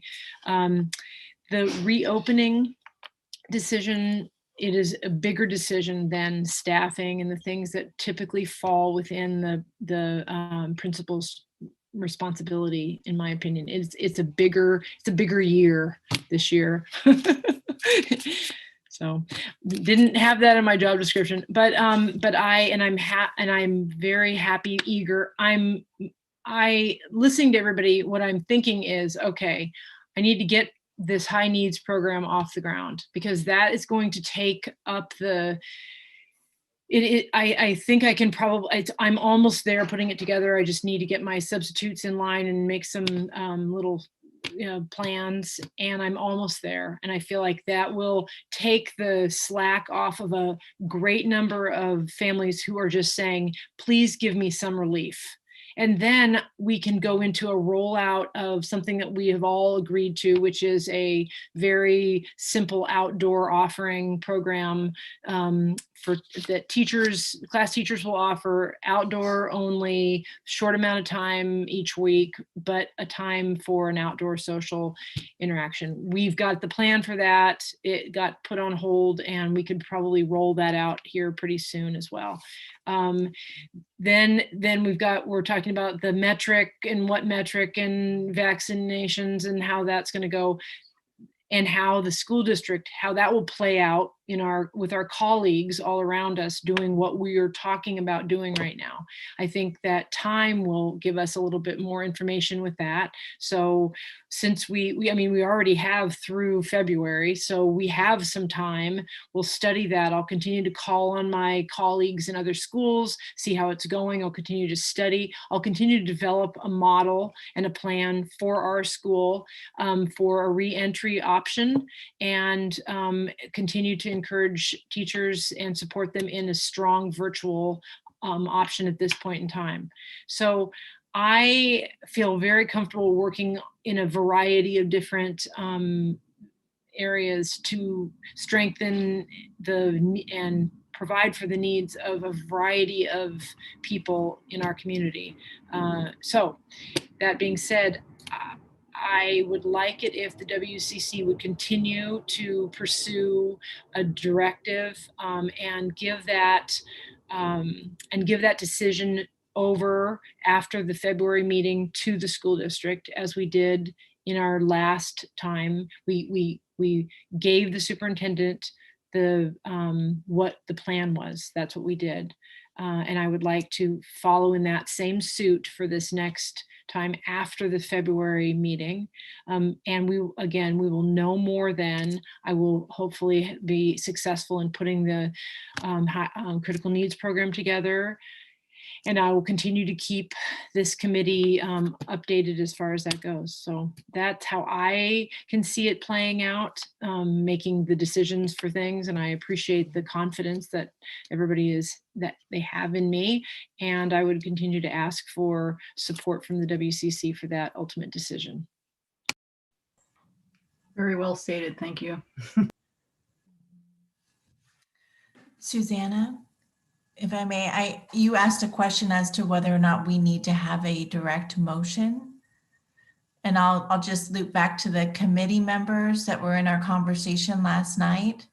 I can share that hearing what I've heard this evening and hearing the feedback that we've heard this evening and some of the unknowns, I don't know if we really do need a direct motion on this, but I'd like to ask you all if you feel as a committee that we need that from this board tonight. Lisa? I think there are, I was kind of making some notes about some of the things that I heard and, you know, how to piece them together in a couple of different ways. One of the things that I heard very strongly is that ASD does have protocols in place already that identify what class and or school closures looks like. And I think that that could easily be an element of a mandate that this board brings to that subcommittee that we will or will not, I mean, however we want to verbalize it, but that ASD has defined protocols for class and or school closure. And, you know, I think it's up to this board to decide whether or not we want to follow that, or if we want to attempt to develop our own protocols.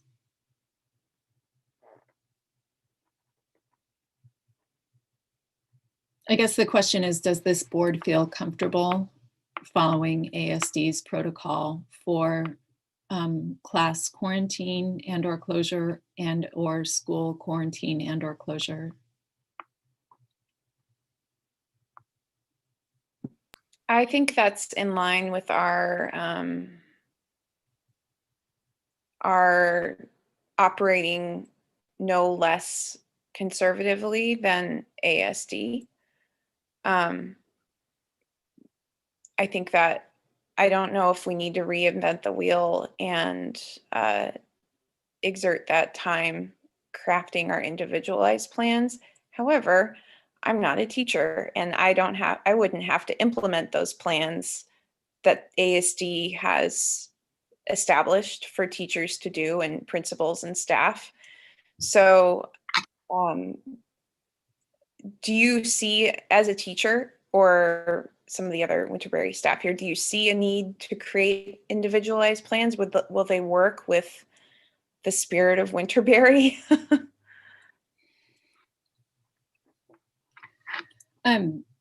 Well, I'm reflecting back on the training that we got from Nurse Katrina in one of our faculty meetings and the flow chart, you know, for what we're supposed to, what Anchorage School District is expecting their teachers and their nursing staff to be able to do. And it seems to me that it's pretty clear. I am seeing in the chat box that Molly noted that she couldn't find the protocols. So maybe that is something that we need to be redirected to. Julie, I don't know if you have that at your fingertips or not. I don't have it at my fingertips, but I was just looking on the ASD website because we get sent ongoing things from the district for secondary education and through the health services and whatever. And there is very distinct protocol for ASD on if a child, and Nurse Katrina has all of that protocol probably at her fingertips. I have it somewhere. It's at my fingertips. But I'm happy and certain that I could by tomorrow send it out to our staff and the WCC if they're interested in reading what the directive is. You know, if a child comes to the office and they are, you know, there's very distinct steps and protocol with that. Melissa shared it in here. Well, thank you, Melissa. Look at that. I think that we should, I don't feel comfortable voting on whether we should diverge from the ASD plan at this point until I've actually read through the plan. And I don't think we need to figure that out before the end of this meeting necessarily. But sorry, Ms. Glasser, I saw your hand up. Yeah, I'm sorry. So I'm going to bring something up here that we haven't talked about, and I'm sorry to do this at 8:30. But I am realizing that a lot of the information that we'll get before February is great for making a decision then. And I'm wondering, when we looked at coming back in second quarter, our decision was that the Anchorage School District was looking at in person, and we were going to offer possible once a week outdoor offerings, and the board had approved that. There hasn't been much discussion this quarter about that, but I'm thinking that that might be something as Julie implements the high needs group and we figure it out, that could be on the table. And I'm wondering if we should discuss that before the February meeting. Because I don't know if that's something that this board needs to approve in order for us to do. And I'm not saying that we have any plans to do that, but we talked about it in second quarter, so. Yeah, I mean, I think it was given the blessing of the board to do that, but it's not legally, like, you don't have, well, we said you could do it, so now you have to do it. If that makes sense. I don't think we need a motion regarding that because we've already established that. Yes. But that's a really excellent point. I just didn't want to be in the spot where we wanted to do something and then had to have a meeting before it. And I also didn't want to bring it up because I didn't want to make any hopeful promises that haven't. Yeah. Thank you. I just want to pause really quickly and notice the new addition to the meeting that Jesse has. Hello. Homer. Okay, back on track here. It sounds like there is a variety of metrics that the committee could use to underpin your plan as you craft it, but I'd like to hear if folks are satisfied with how things stand or if we need to have more discussion.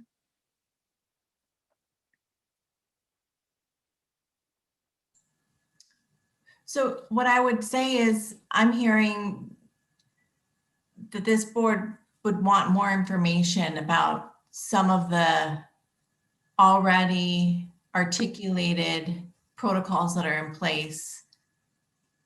And that makes sense to me. Perhaps what I could propose is if, once we can report out from this meeting back to the full committee, including those individuals who are not with us tonight, if there's feelings that they don't have enough direction from the board, that we would cross that bridge at that point in time. That's my feedback, given where we are at. And I've really appreciated the breadth of conversation we've had around this. And Alex, Paula, Lisa, if you have anything more, Principal Pepe Phelps, if you're feeling like there's anything outstanding that we need at this point, please speak to it.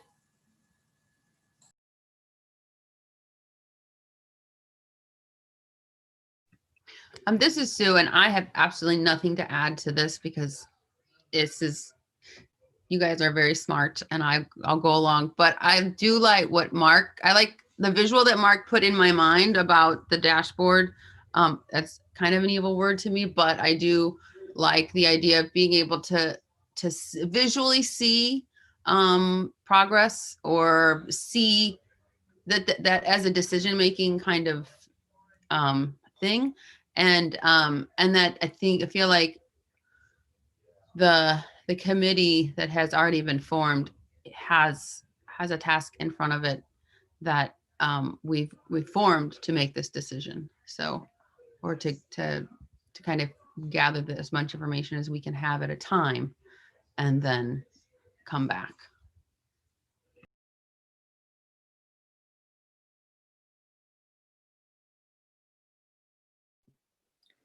Thank you, Sue. I hope this was helpful, committee members, and thank you not just to the teachers, but to the WCC members who are serving on this. It's a big thing, and I really appreciate each of you for your work and care that you're bringing to this. If we don't have any further discussion, I'd like to move into gratitude before we adjourn. But if there's anything else, get it out now. Just so we're clear, just to reiterate, the WCC committee will meet again next Wednesday. from 6 to 8. And then I guess what I'm hearing is that the WCC does not have any specific metrics that they can offer to that committee to guide, per the request, to guide, decisions or information gathering. But I've taken some good notes, as I'm sure the other committee members have, and Mark's dashboard, visual parent opinions, how many days that the school district has gone before shutting down, which would speak to our rhythm element, vaccinations, readiness, with, and comfort levels of teachers and staff, et cetera. So is that sort of the pseudo directive that has been given to the committee to kind of, because I think that the committee initially has struggled under, what are we doing? What was our directive? What am I supposed to be doing?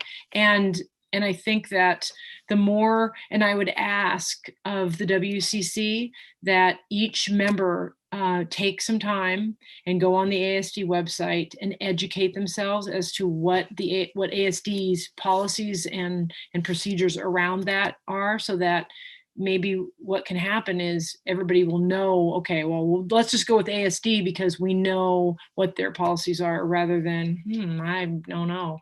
It's there, and it's deep and difficult to wade through, but there's a lot of, there's videos and talks and all kinds of things. So I would ask that this body would take that up as their work for this next month, to really educate themselves as to what the district has put forth in their, because we are chartered under the district, and if they've already created that information for us, we might as well not try to figure out something different. I completely agree. And just to confirm, Julie, this is what you posted in the chat box just now? Well, yeah, I went and just played around a little bit with what I could find on, because I get things sent to me in different form, not as through the web page, but it gets posted onto the web page. But I think that this, what I posted is under health and safety. Under health and safety, health services information, and health services really has taken up all the work of they have all these videos and things, using hand sanitizers, taking off and on masks, and then a Q&A, when to stay home and call your child's doctor, when to seek urgent medical care, travel restrictions. If a parent or spouse or other household member that lives with a student tests positive, is this considered a confirmed case in the school? If one student in a classroom tests positive, is everyone in the same classroom considered a close contact? Will schools be notified? So, there's lists of question and answers in this particular, in just this one health and safety area that I think would be very illuminating. And I'll do the same thing. I'll go back and reread everything so that we can all be on the same page in our committee work, and also when we meet next month. Thank you for sharing that. That's an incredibly thorough page. And I would agree that I don't think we need to reinvent the wheel here. They've clearly put a lot of work into that, and we can focus our energies on what specifically for our school reopening we need to work on. And by we, I mean the committee. No. I also just want to reiterate, I hear you articulating the pseudo metrics, and I think that's a really good way of putting it. I think those are all things that have been, they keep bubbling up every time we've discussed this. Each of those things have come up, and so I think they really encapsulate what everyone is looking for from this committee. So I hope you can feel you, the committee, can feel confident in crafting your plan, knowing that you're on the right track, because these all sound like what we've been discussing over and over again. And it is a soup, the way Paula put it. I think that's just perfect, because that's exactly what we're dealing with here, is a lot of competing, not competing, but a lot of different things. So what I am looking forward to is hearing what next steps are. And also, I think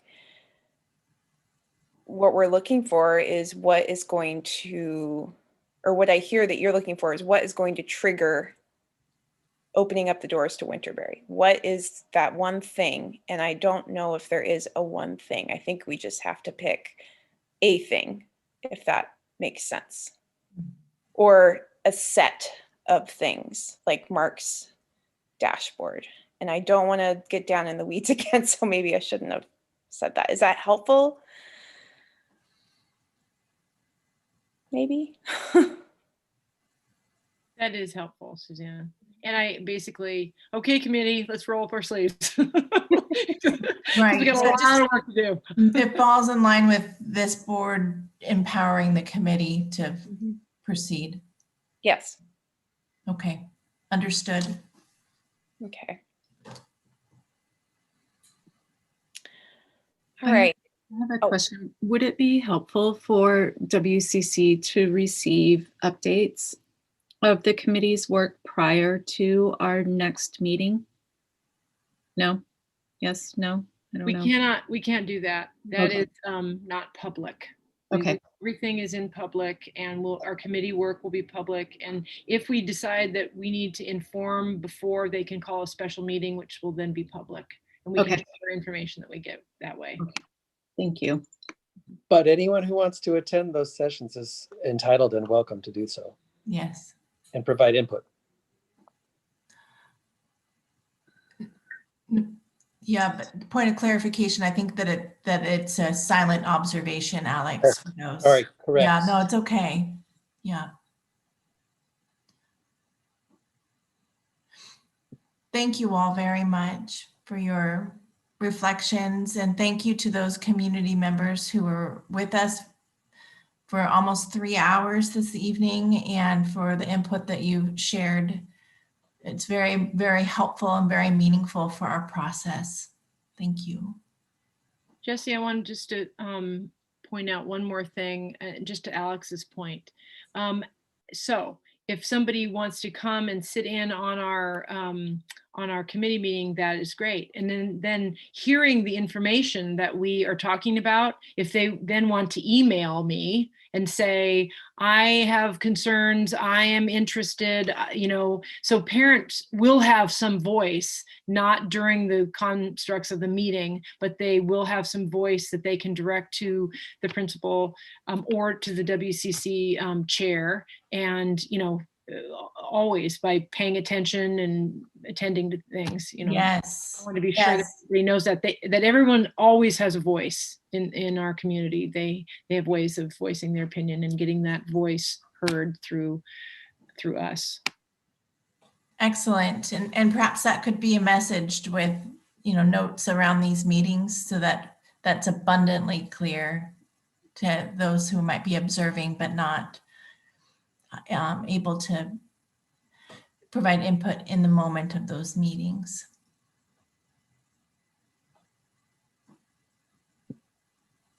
Thank you, Principal Peppy Phelps, for bringing that up. That is a very good point and a very important point, because people definitely need to hear that their voice is necessary and desired in the appropriate channel. And by appropriate, I mean in line with the strictures of a meeting and everything. All right. Can we move on to gratitude unless there is further discussion?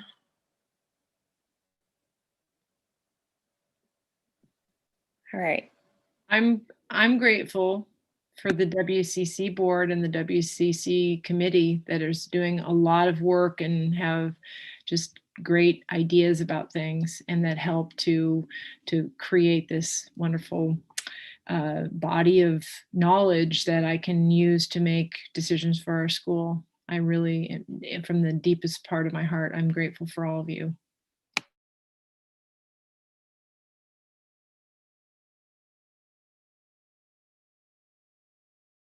I wanted to express my gratitude to you, Principal Peppy Phelps.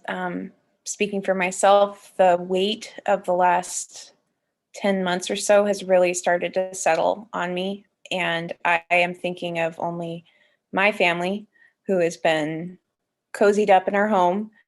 I haven't had the weight of an entire school resting on my shoulders. And I really want to commend you for the hours and hours of work that you've put into shepherding our school through this, through making decisions all the time based on new information. And sometimes that means going back on what you said before, or pivoting, as has been the word of the year. And you've just done an exceptional job taking care of our school. And I'm so proud that you're our principal, and so grateful that you're leading us this way. You're just doing such a great job. So thank you for all that you've done.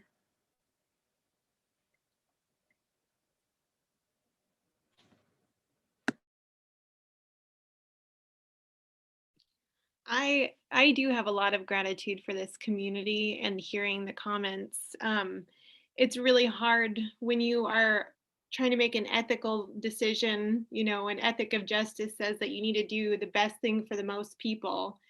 And right now we have the possibility that families can choose. And so then that threshold is kind of met. But this board has really done a nice job of looking at the other side, which is the teachers that don't have the choice.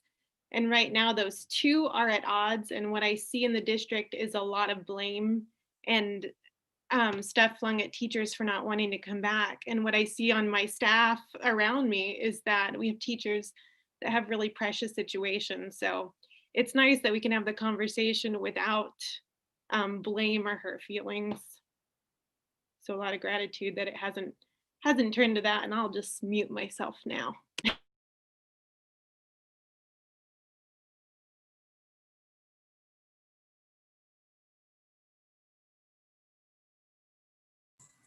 I want to just share gratitude with the way in which members of this body and others in our community have really borne their souls and shared in real ways sort of what is happening in their own household, and just being real and talking through critical issues to help inform and enlighten our broader awareness of the full picture.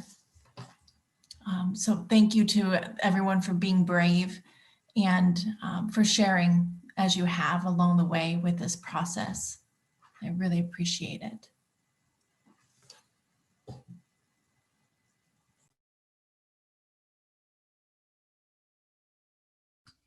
I'll just chime in and say thank you to everybody, the staff and the members and the parents that came out tonight. It's difficult times, challenging decisions, and everybody who's shown up has a lot of heart, and appreciate, just sharing the brain power and the heart power. So we'll get through it. Thank you.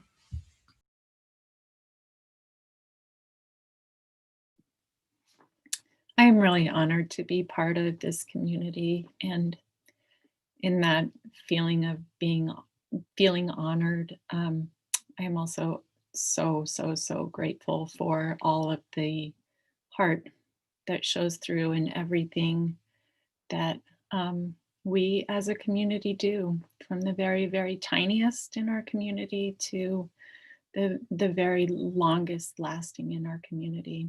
We are definitely a whole, and we're showing our ability to come together and be supportive of each other, even in hard times. I'm super grateful for that.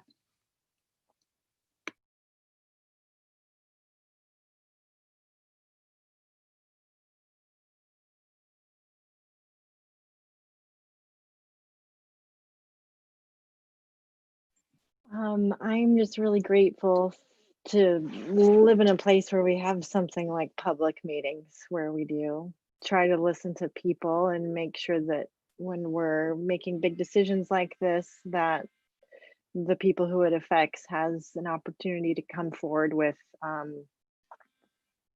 our personal stories as well as our concern for the greater we and the common good, and to be able to trust that it's being held by the leadership at Winterberry is not a small thing. It's not. It's really special, and it's why we chose the school and why we continue to. And you guys have your work cut out for you. And just thank you for taking our concerns to heart.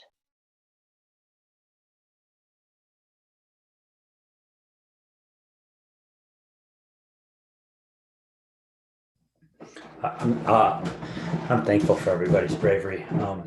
I love that statement, can't stay neutral on a moving train. And everybody's jumping right in and making these decisions. And thank you all.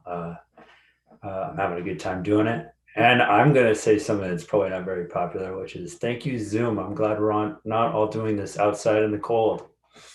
Thanks, Zoom.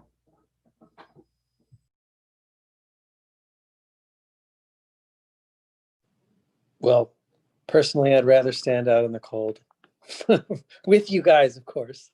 Yeah, no, thank you. Just to echo everybody's sentiment that it's great to have a community where we can have open communication. You can speak your mind and be heard. It's very important.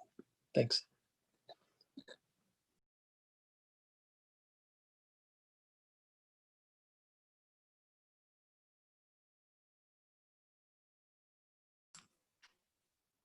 I'm grateful that in this, I'll use the overused word of 2020, in this unprecedented year that we've been faced with, and our family's particular complex circumstance that we just never could have imagined. I'm grateful that Thomas has landed in a community that is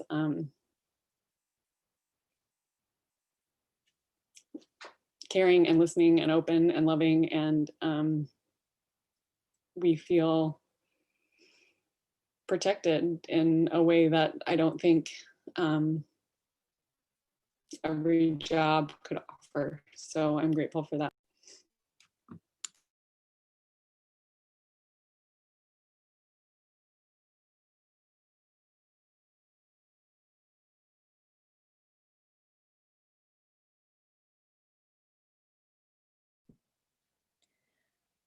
All right. If there's not any more gratitude, can I get a motion to adjourn? I'll move to adjourn. This is Sue, I second. All right, all in favor? Right. Thanks, everybody. Thanks for your time and attention, as always. Sweet dreams. Bye, everyone. Thank you. Bye-bye. Thank you, Susanna. Thanks. And Lucas, Heidi. Grateful to have Luke. She said we're grateful to have Thomas, but Lucas too.